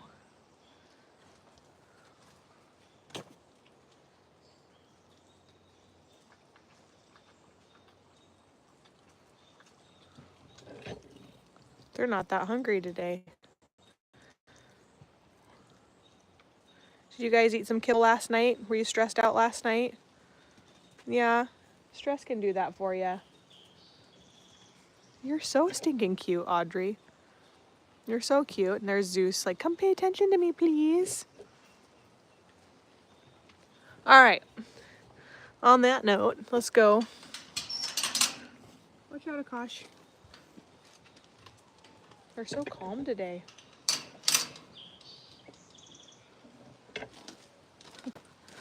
Look at that fat chunky monkey. Na na na na na na na na na. My ladies! Hello! My beautiful ladies! Hi! Hello!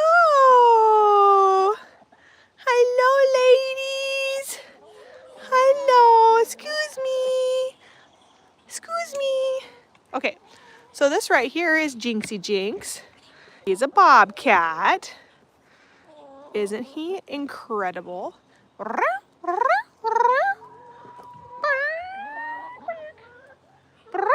Jinx! Jinx, hi! Hi, Jinx!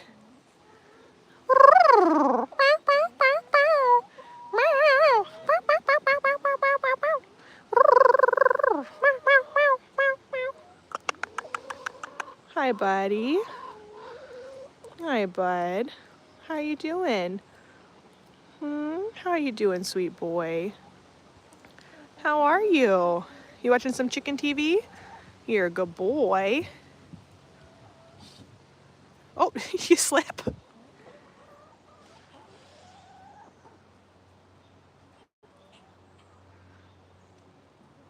Yeah, the bobcat's beside the chickens. Do you see any anxious behavior here of him trying to get the chickens? No. And I'm a little bit smarter. I do have a barrier so that he can't hurt the chickens. And as you can see, they're all fine. Would never put my animals in jeopardy. Chickens are not exotic. Chickens provide eggs for my animals to eat. So they eat all the chicken eggs. And my ducks are rescues. Those are Muscovy ducks. And then that over there by that chicken is Fitz. But he likes to watch the chickens. It's entertaining for him. You like watching chicken TV, don't you? Yes, you do. Ow! Don't bite me. Where? Don't move back at me. Jinx is like, you're holding a chicken. I want it. We just rescue what we can. The chickens we bought though. We've never said that we've rescued chickens. We bought the chickens. These are for egg production. So, I'm gonna go get you guys some food. Hold on one second. So I'm gonna give my chickens some food here real quick. They want to eat, so bear with me to go grab a little handful to throw for them to play with today.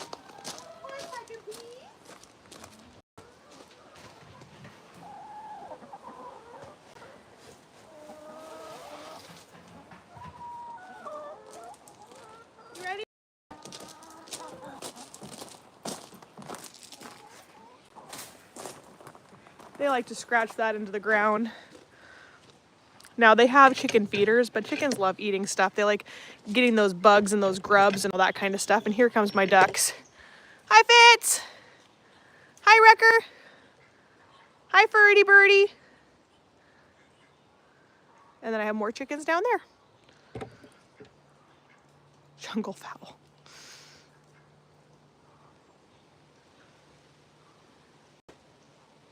We do have to groom some of our animals, absolutely. We don't do it regularly because most of the times they do it on their own. We provide them with troughs and baths. Oh, look at that chicken come.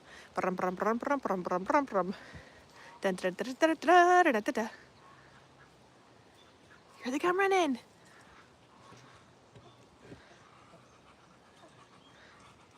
And Muscovies just hiss. They do not quack like regular ducks.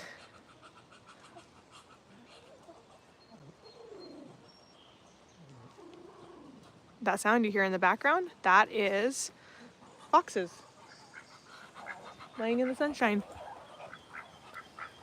That's one of our newer babies right there.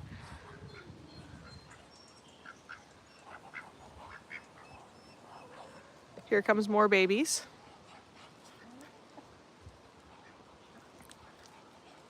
That light one is Dora. She's one of our older ones, but the babies are following her. But yeah, they got lots of good grubbage out here. All right. Willow! Hi, sweet girl. Hello. Do you see Zeus and Lexi? All right, let me get my bowls to clean today. Bum, bum, bum, bum, bum. Hi!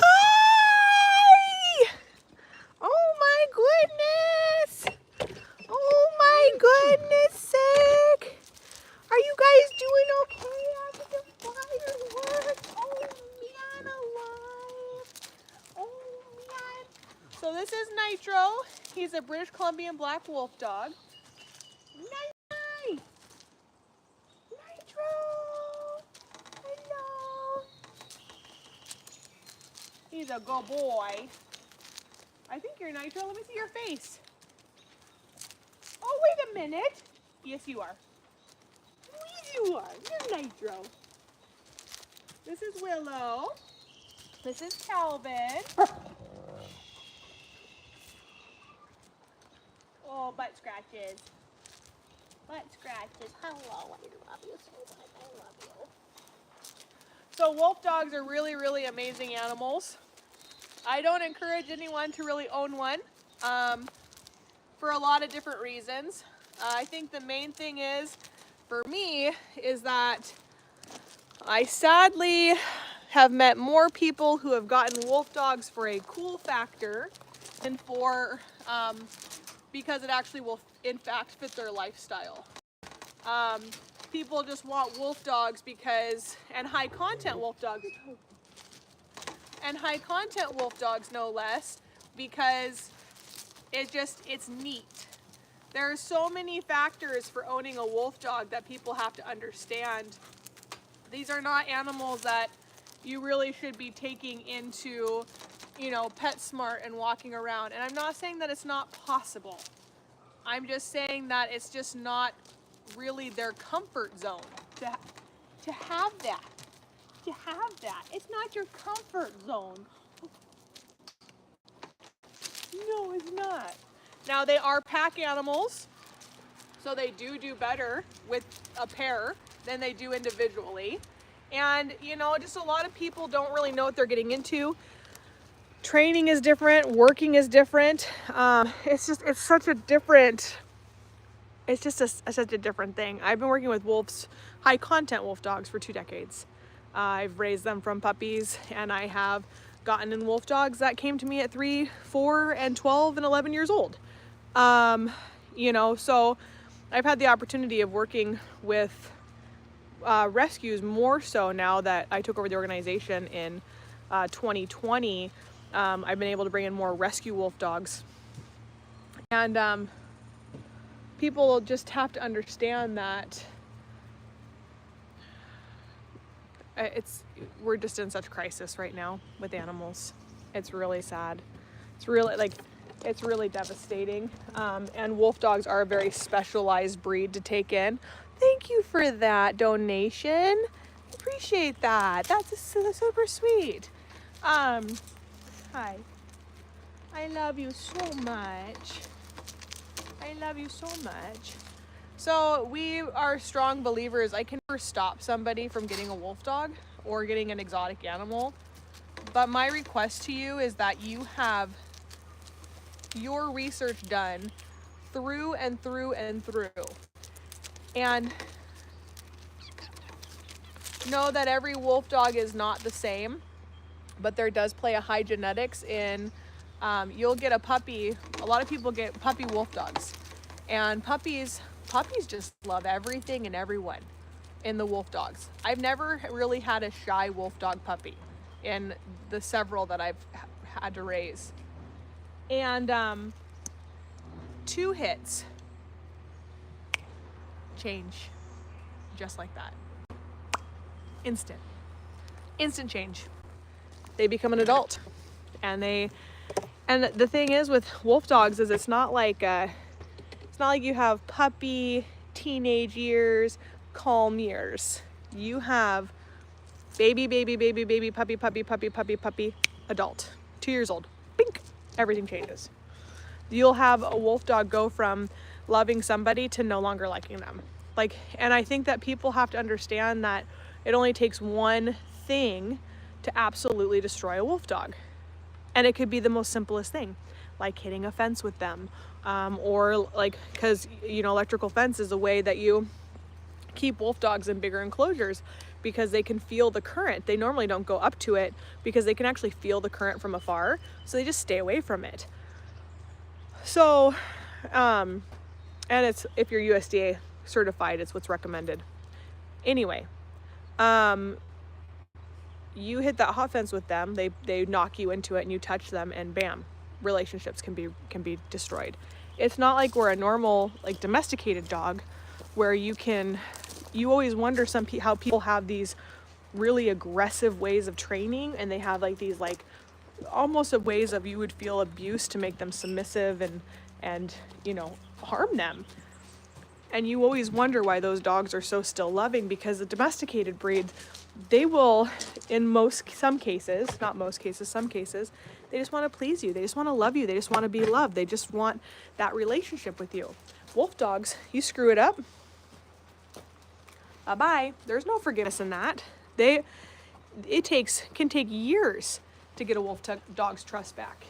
Right, Willow? It can take years to get Lala to touch her back, to get your want and your desire. Hi, Luther!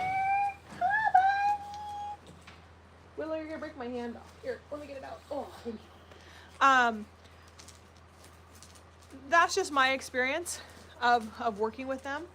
And sometimes when a wolf dog doesn't like you, they never will.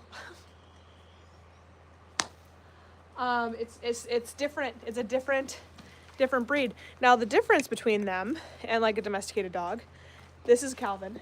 The difference between them and a domesticated dog is that or I should say your normal house dog, is that with wolf dogs,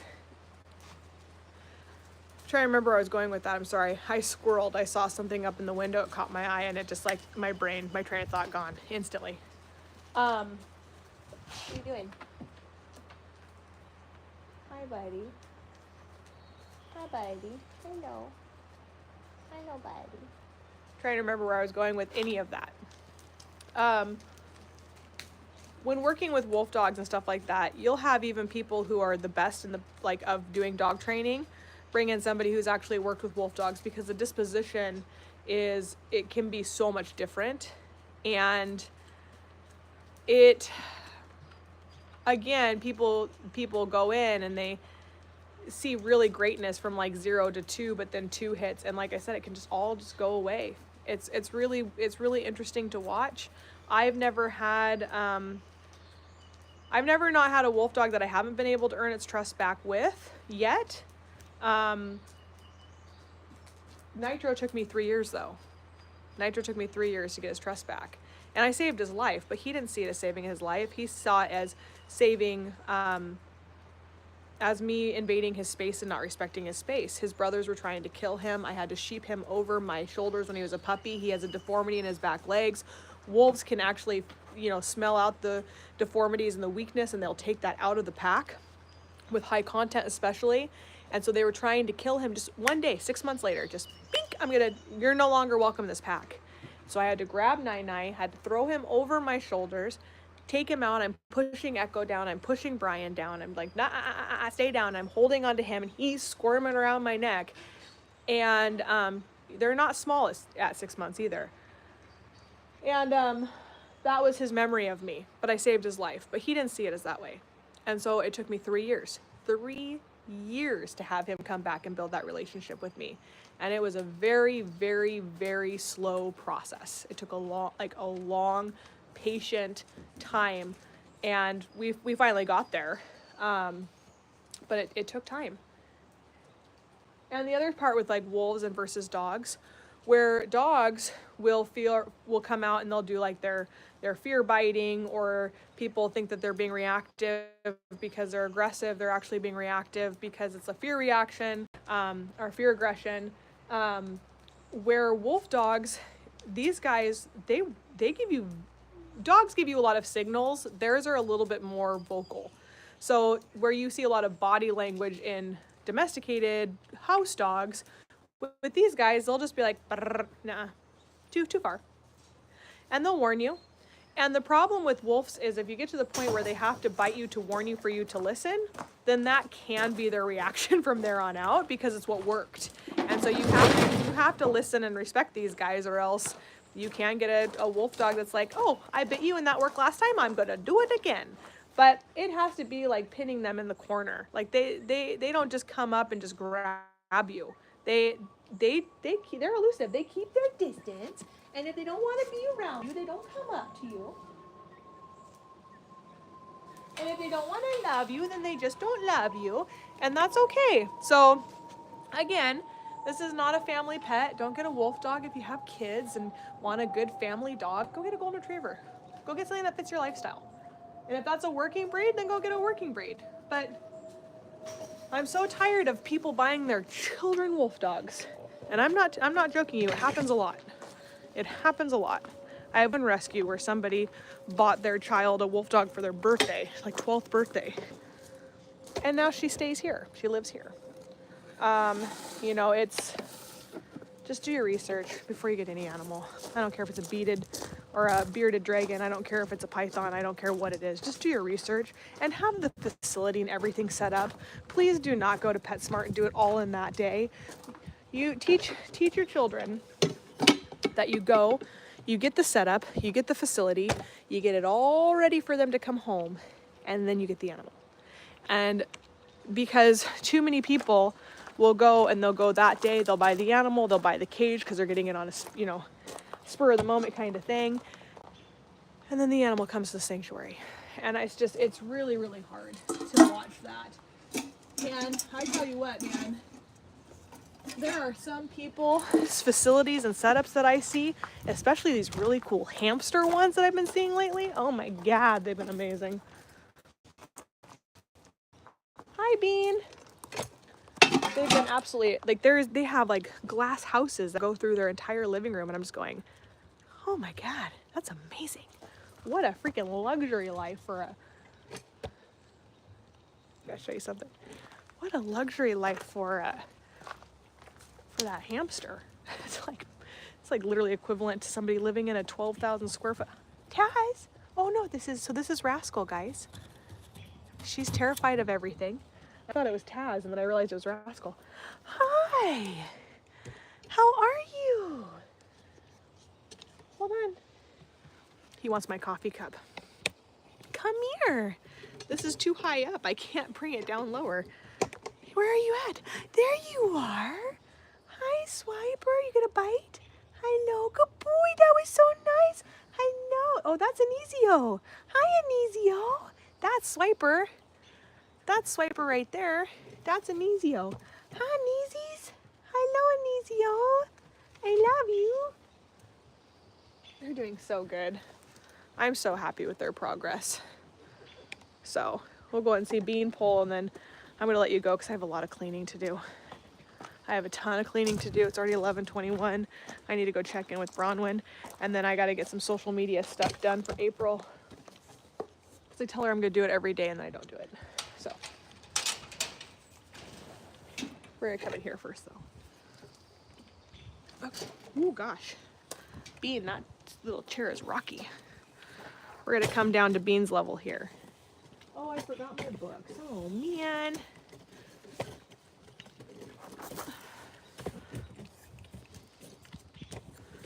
Good.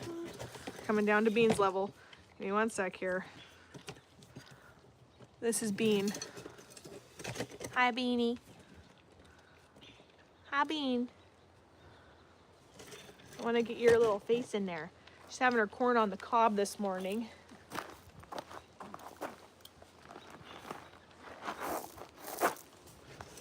Let's get you guys over here. Meh, meh. So this is Beanpole. Bean is a North American porcupine, one of my favorite little girls out here. And she already ate banana. She's eaten the last part of her corn. She'll eat her apples and stuff next. She kind of goes in an order of favorite to least favorite. Now Bean, she's actually been with us for a while now. I remember she was turned over by a government agency. Her mom and dad, her mommy was actually unalived in a bean patch, is a story we were told. And a Good Samaritan took her in. It is illegal for you to do that, so please do not do that. And she actually had to be turned over to our organization because she had been raised with humans. She was too acclimated to humans. And so she came to us, and we've had her ever since, and she has just been the sweetest little love bug in all the land. I absolutely love porcupines. And she's kind of, you're getting kind of old. You're getting kind of old. How you doing on that corn on the cob? And I have never seen an animal eat corn on the cob to this point of perfection. You've never seen a porcupine? Well, this is a North American porcupine. They're we have them up here in Washington, but usually a lot of people don't see them because they're looking in the wrong direction. They are excellent climbers. But unfortunately, with being an excellent climber, they have an 80% mortality rate from falling from trees. Can you believe that? Super sad. But they actually are good. They're good climbers. And this enclosure was made specifically for Bean. We made it for Bean. It has a maple in it that was dead, and we topped it, which stimulated new growth, which was fantastic because it allowed her to be able to eat all the little stubs that were coming off of it, all the new growth. She keeps those all at bay. And it's actually, the maple is doing really well right now. But it had a hollow in it for her to be able to have a little hollow home, and you do stay in it, my little chunky monkeys. I love you. Is she not adorable or what, man? Let's see if I can get you a different angle of her here. She's not the cutest. She got little cute little toesies.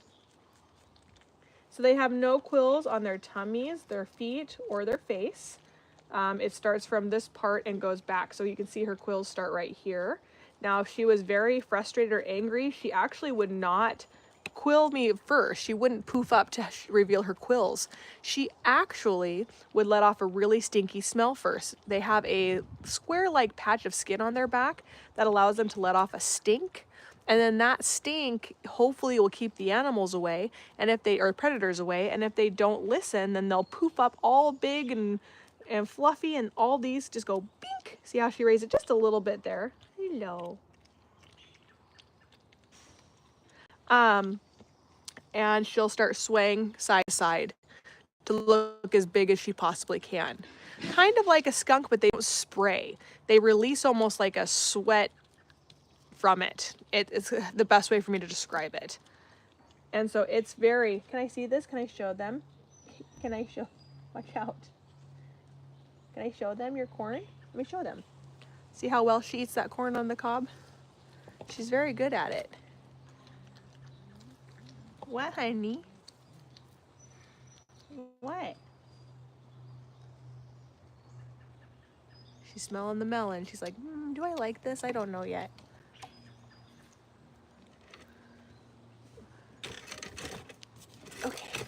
Little girl. Little girl, little girl. Do you want an apple?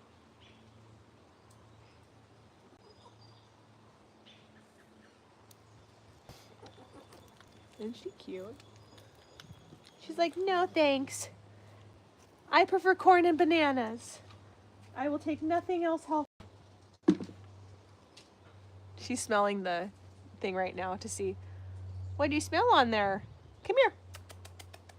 What about strawberry? Hey. Bean. Meh, meh, meh, meh. Bean. I can't show you. She's sniffing the tripod. It's very interesting to her right now. It's super cute. You guys can't see her though. Let me see if I can, like she wants to climb it.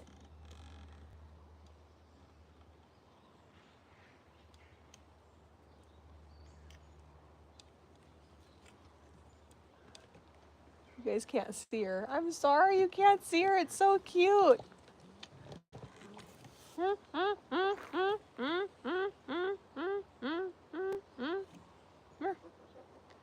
Come here.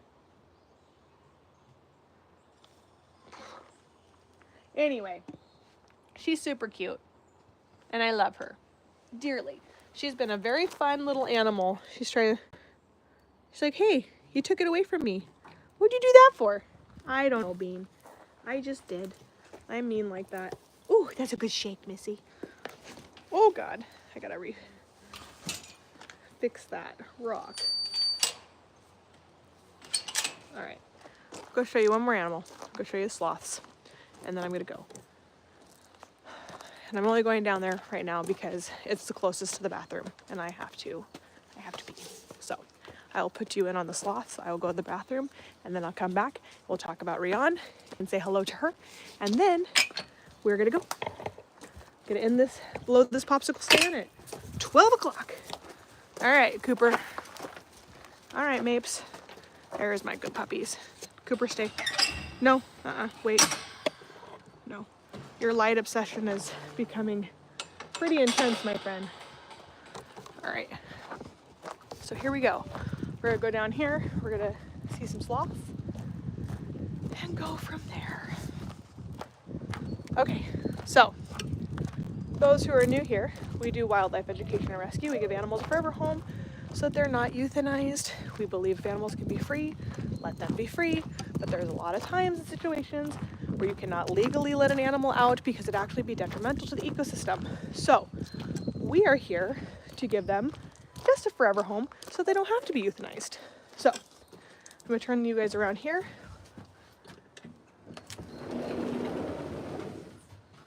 I'm gonna bring you in on Rian real quick here. And I'm going to go to the bathroom. Yes. That's why I come down to the sloths. Potty time. Like, you get to see the sloths because I have to pee. You're welcome. All right. Don't bring that in. Bring what in here? Oh, that's good. What's me? Coffee. I wasn't in here already, was it? When have you ever bought Starbucks for yourself? I haven't. But Exactly. I mean, it wasn't. You just brought that just now, right? It's been here since yesterday. Has not. No, it hasn't. Oh, that took you a while. All right, so that's Rian right there. That little blobby right there. I'm going to go to the restroom and I'll be right back.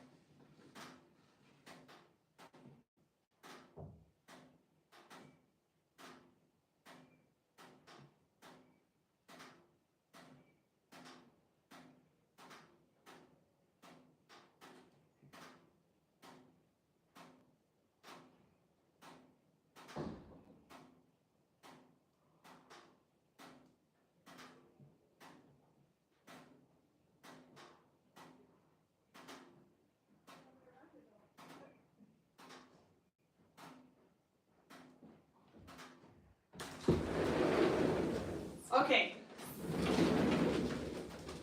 Let's show you Rion, shall we?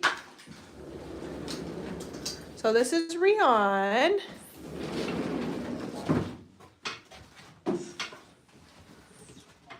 Let me make a pathway because somebody's got to get through here.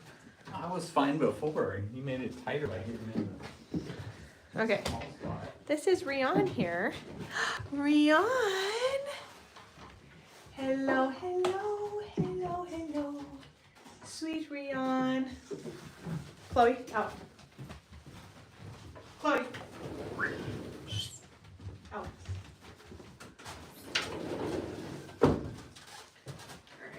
Do the Hi, Rion. littering. That's mine. I was going to pick it back up and put it in my coffee. It's not hot anymore, is it? It doesn't matter. I like to have grippage. I don't double cup. I get this. So this is Rion. She's my two-toed sloth. She came to us from a confiscation. We've had many years to start building relationship with her and Adagio. They actually need to be switched. On Monday, we're going to be switching Adagio back to the front. I'll tell Jeremy about that because they do need to be switched back. Hi, love. How did you have an okay night? I was concerned about you guys because I know that noises can make you really nervous, but luckily you're in a container that is insulated. So I was hoping that you had an okay night. And since you're eating, it tells me that you didn't have too stressful of a day yesterday. So these guys are absolutely remarkable. Sloths are truly incredible creatures. They have so much going for them. And they have so many unique features. Did you just drool? Are you drooling? You stinker. You want more? You're a love. Stop drooling. That's gross. You're like, you've been hanging out with my Saint Bernard too long.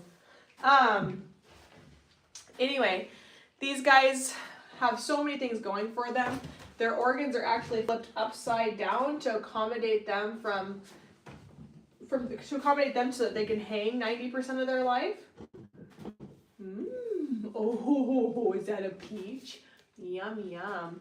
Now, Rion always likes her sweets before her dinner, where Adagio, he likes to eat his dinner before his sweets. Now, you can only put about 10% of fruit within their entire diet. We feed them almost a pound each a day. Sloths are so remarkable. They actually know what their body needs and is craving. So what they'll do is they'll eat usually what they need nutritionally wise first before they'll eat the other stuff. Are you playing red light, green light? Or freeze tag? You just froze. Are you okay? I feel like I'm in like a matrix of some sort, that everything just stopped moving. What?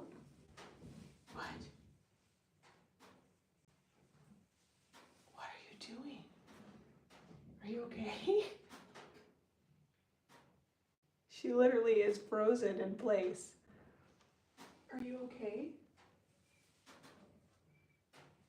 Are you overwhelmed by the taste of that? Did you think it was an apple and you're disappointed?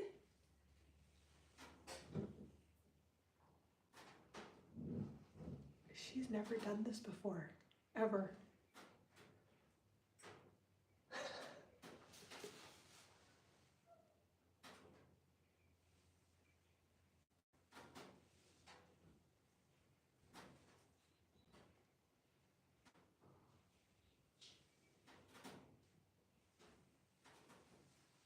You okay? All right. That is the weirdest thing. I've never ever had her do that before.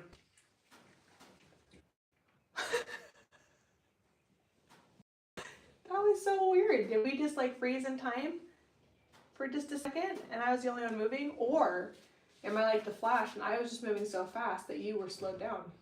Who knows? That was the weirdest thing I have ever witnessed from her, ever. She has never freeze tagged like that before. Is that, I mean, I've never fed you a peach before either. Is it just because it's just like so sweet and yummy? Do you just feel different about it? Oh my gosh, I love her so much. I just love her so much.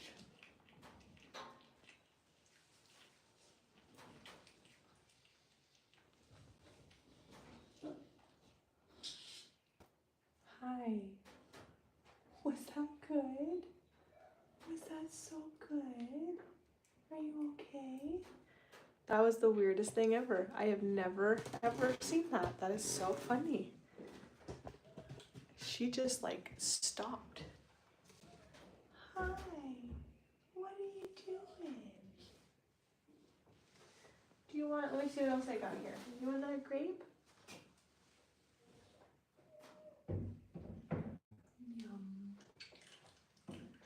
You know, I think the one thing that's just been the most remarkable about working with exotic animals of all different species is just truly seeing how their communities work and function, and how the community of wildlife really works together in a really beautiful way. I think that's probably one of the most rewarding things for what I do, is the more I learn about the different species of animals, and the more that I learn of how the ecosystem really works and how beautifully perfect it once was. I'm so saddened that we don't have that anymore.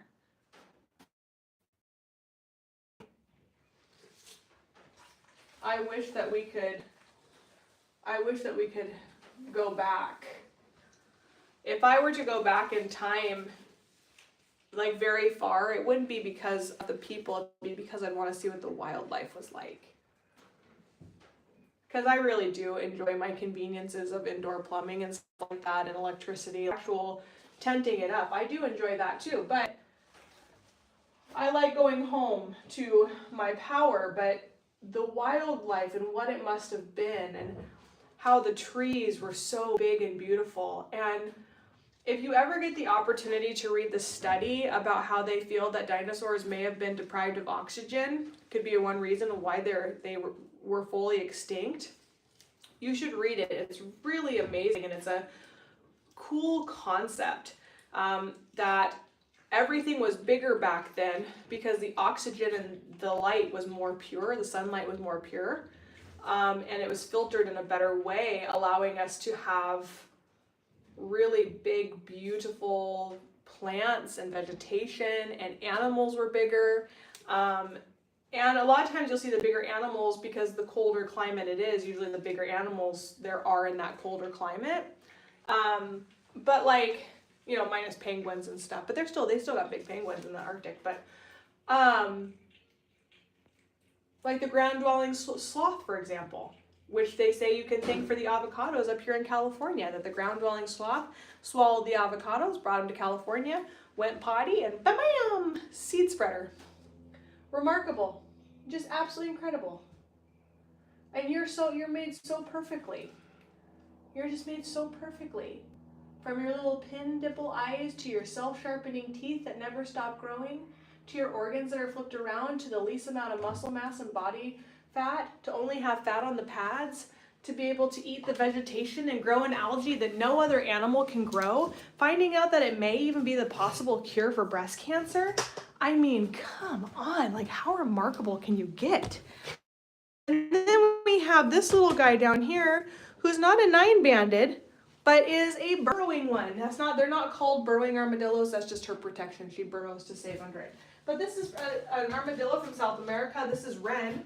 Ren came to us in the same confiscation that we got with the sloths. Hi. Hello, Ren. Ren loves her box. She absolutely loves this box more than anything in the world.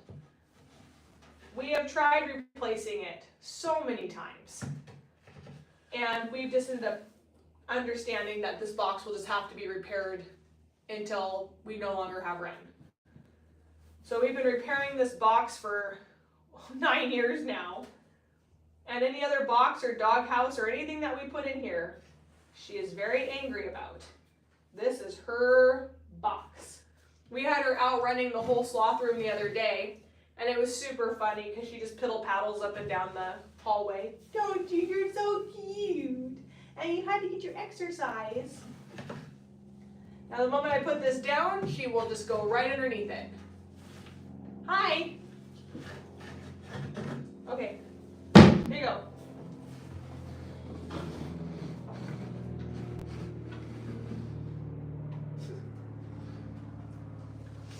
And then, oh, those are mice. Fine, I was wondering what those were.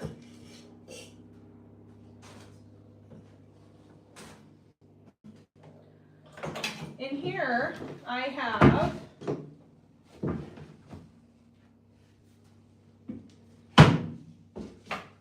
my little box turtle. So this box turtle is super cool. These are one of the only turtles that actually can fully close. So they have a hinge right here, and then they have a joint here, and they can actually close the front and the back up so that they stay safe. These guys came to us for confiscation too. You can see that they had it pretty rough. Lots of damage to the shell at one time to recover. They had bite marks and stuff down here. I don't know from what. But we got some of these guys in, and some of them didn't make it in transport, but he did, and he did really, really well. And he's been doing really well, and I think we've had him for probably like at least 5 or 6 years now. So he's doing really good. I gotta cut his little toenails, but he won't let me do it because he closes his little top. And he has these eyes. I don't know if you can, let me see if you can see him. They're orange. One sec. Sorry, Facebook. I'm trying to do.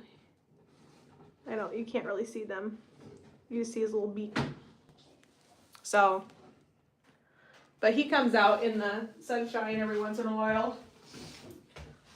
We try to move enclosures and stuff outside. Our ultimate goal, this is not our design, this is the previous president's design. I have great ideas for this sloth trailer to get it renovated one day, but I gotta get my year expenses first before I do a full renovation in here. It probably cost me about $15,000 to do the renovation in this trailer. That's gonna consist of bottle jacking it up, leveling it correctly because the previous president didn't level it correctly. I want to rip everything out of here, and I want to just do 3 sections. I want to do one for the kinkajous, no more hallways, no more narrow pathways, but just actual good ventilation, good airflow through all of the cages. I want to have my uncle who does construction, or my husband who does construction, come in here and actually add not fixed windows, so that we can come in and actually open these windows here for them, so that they can go outside. So I want these to not be fixed. I want to be able to open them up. I want to have enclosures that come off so that the kinkajous, so that the all of them can come, the sloths can come outside if they choose to come outside on those warmer days when we do get them here in Washington. I want Ren to actually have almost the entirety of this enclosure, this facility all to herself. And I want to get the iguanas and the red-footeds and all that stuff put into our reptile room. So that's the ultimate goal, is to get this renovated for just the sloths. And then I want to make it so that we have one extra enclosure that we can actually eventually come back if we have to, and make one enclosure a little bit smaller so that we're able to have a 3rd rescue enclosure. So that's what I desire for them.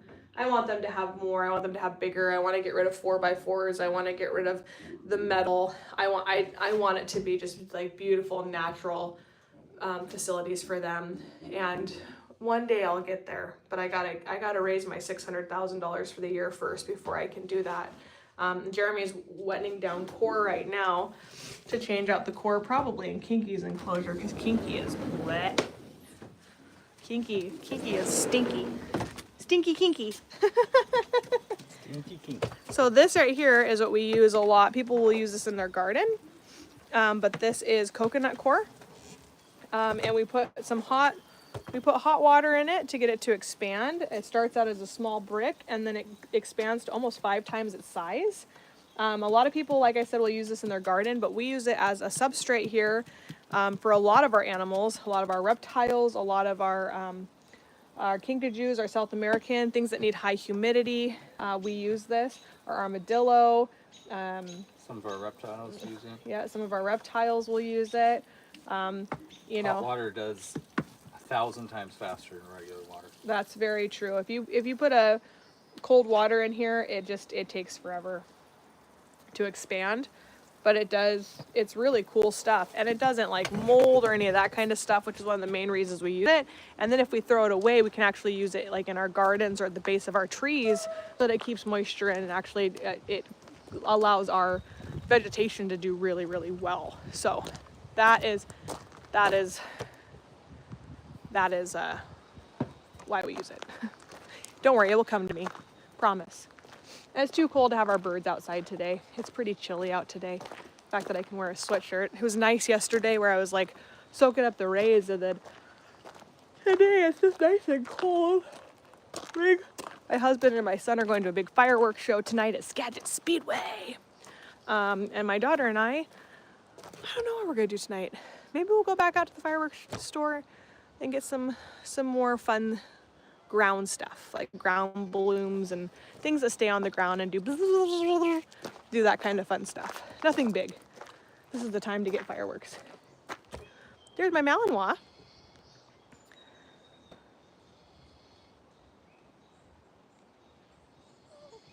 I know. You're being a good dog. He sees another dog. He sees a wolf. And so he's, Mom, are you okay? Back. Back. Good dogs. Like, Mom, are you okay? And these two, you would think that they were litter mates. They're not, but you would think that they are. There is a baby Great Dane mix and an Anatolian Shepherd Pit Bull mix. They are absolute love bugs. They love each other. Aren't they so sweet? And they knocked all my boxes down. Thanks, guys. Love you. Anyway, on that note, I'm gonna go clean everything up. If you guys want to find out, oh my goodness. Sorry, Facebook. If you want to find out more ways to help our organization, please click on that link up above. We do need your guys' help so that we can stay open and continue to take care of animals. We go live Monday, Tuesday, Thursday, Fridays, and Saturdays. We are going to be having a fundraiser week next week because we do need to raise money. We need to raise $50,000 to continue to operate until August. It sucks to constantly have to be raising money and always be asking for money, but it's the only way that we survive. For us to be able to do that, we can either have 5,000 people donate $10, or we can have 2,500 people donate $20, you know, and it just goes down from there, you know. So, you know, or 50 people donate 1,000, you know, that's fine too. Or one person donate 50,000, that will work also. But it will allow us to stay in operations for a couple more months. We did have a main source of income. We were self-sufficient. The county took that away 3 years ago. Our wealthy neighbor sued us at the same time, and 6 months later. In my opinion, to make our funding go faster, we actually would have been fine for 3 years with our funding, but our neighbor sued us saying that the wolf dog's howling is a nuisance, and it cost us $300,000 to fight that nuisance clause that he was trying to get in, even though there is no dog barking ordinances in Skagit County, even though there's no noise ordinance for that in Skagit County. So we've been fighting that. It's still going. We're still fighting it, but it's kind of died down a little bit. We're not hemorrhaging money for legal fees anymore as of right now. We have a hearing coming up for our permit. Skagit County came in after 21 years of being on this property and said that we now needed a special use permit to have people come onto the property to view the animals. It has nothing to do with owning the animals. Sorry, I'm waiting for Facebook. Has nothing to do with owning the animals. It has nothing to do with any of that. It strictly is to allow people to step foot onto my property, to view them, and fund the operation. That permit, we were told, was going to take 6 months. We are going on 3.5 years that we're still incomeless to take care of an operation that costs $600,000 a year to run. I went from a staff of 7 to a staff of 3. It's been really, really rough, but we're still here, and the animals are what matters to us, and we hope that maybe one day we get our break.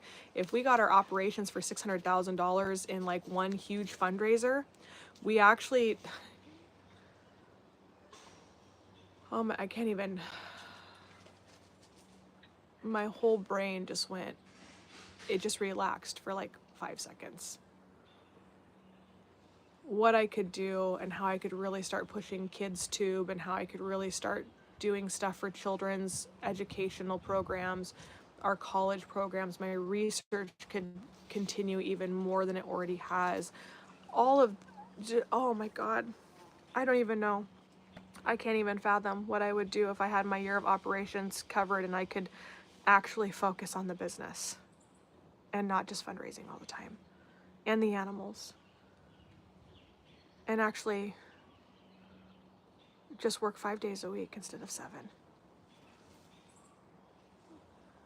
I don't even know what that feels like anymore. It's been so long. I could actually take my kids to go do stuff because I'd have staff. I can't even fathom what that's like. And the best part about all of that would be the fact that I can start doing improvements on all the animal stuff, and that I could actually start really, setting up new enclosures and stuff so that we would be able to rescue more and be available for more rescues if needed. I don't want to have to rescue animals unless I'm actually needed to rescue them. I don't want animals just to have animals. I want animals that need a place to go, that need our love and need our care. That's what I want. I want to be available for that. Whether it's a rabbit or it's an anteater. I want to be able to be available to that, or my 10 dogs that I've personally rescued. So, 8, I bought 2. I just don't even know what I would do with that. I really don't. It would be an amazing thing. And I could focus on grants, and I could focus, you know what I could literally do? I could take a week off of social media. I could sit down and I could call every school district that I possibly could in the United States and offer them free virtual tours for next school year. My name's Ashley. I love to educate children. Let's get the kids taught about wildlife education and rescue. Can I please, for free, put you on our calendar? My year expenses are covered. I don't need you to pay me. I just want to educate our young people, and I just want to show them animals and give them a new love and appreciation for animals. That's why I'm here. Can I connect with your science department? And can I do your classroom for you for free? Oh my God. Do you know how amazing that would be? Oh. That would be a dream come true. And I could call every children's hospital in the United States, or put out a bulk email to every children's hospital in the United States. And I could actually say, like, can I please come virtually to these children, and can I just give them a day to answer questions and see animals? And can we could do so much. Can we send you guys a whole bunch of coloring books to give to your children's hospitals? Could we, and that they could join us on a live and actually see the animals and meet the animals that we're talking about in the coloring book that was drawn up by April Grossruck? And can we donate stuff to your organization so that we can come to you virtually and just spend time with the kiddos that are fighting so hard every single day? I love doing children's hospitals because it's just a cause that's near and dear to my heart, but God, I just don't even know what that'd be like.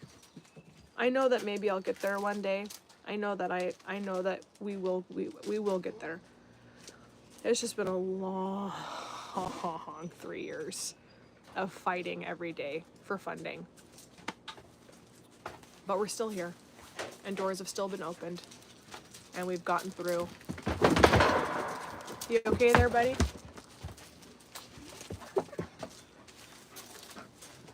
That was a very graceful recovery. That was a very graceful recovery. You did well.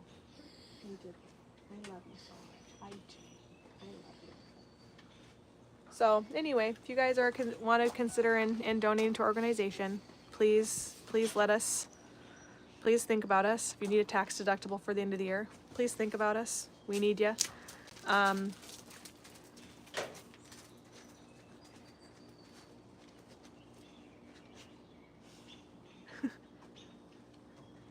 All comments are just small. I can't read your comments. I literally, your writing on here is like this big on my cell phone. What does a sloth's fur feel like? A sloth's fur feels like, I'm trying to think of an animal that you would know, to be quite honest. Oh, my Facebook is dead. I'm trying to think of an animal you would know, to be honest. It feels like a long-haired,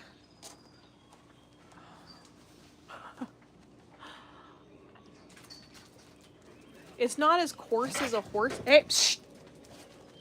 Hey, What? not you. No, What? Brutus. No.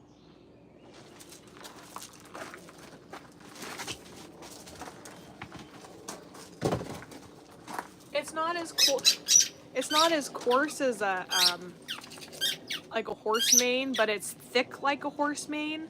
But it's kind of almost feels like a short-haired guinea pig that has like that coarser, like it almost like feels like a burnt hair on there. It's kind of, it's just really hard to explain. It's super thick, it's super coarse, but it's not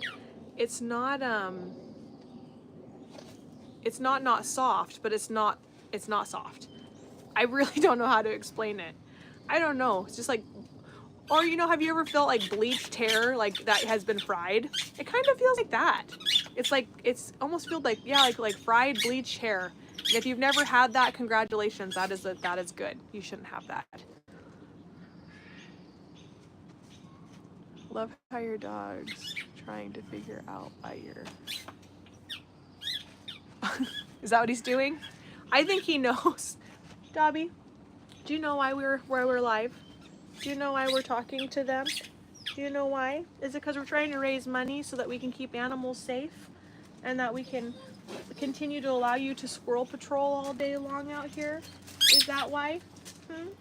Is that why we're... Oh, are we trying to squirrel patrol all day? Are we trying to squirrel patrol all day? Is that what... So, anyway.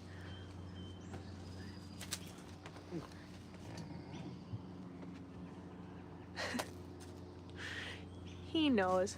I don't have a hedgehog.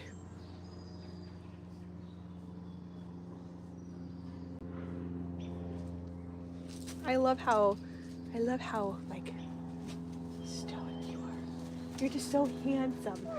You are. You're handsome. Even though you're an appeasement licker and I don't like it. But that's okay. You're a good boy. Anyway, thank you guys for joining us today. It is 12 o'clock. I'm going to go grab a bite to eat and then I'm going to go clean the animals' enclosures. We're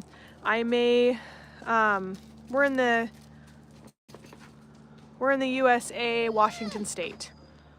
We will be back tomorrow, no, Monday. You have a fox terrier? Thank you. Join us back on Monday. Make sure you guys like, share, and follow us. Join us on Monday and we will see more exotic animals. We will feed raccoons, we will feed foxes, we will do all that fun stuff. If you want behind the scenes stuff, please check out our Patreon. Patreon is exclusive content. Murphy! Brutus! I have so many dogs, I say the wrong names all the time. Brutus, no. Hey. Good boy. Good boy. You guys stop knocking these boxes down. I can't burn them. There's a burn ban.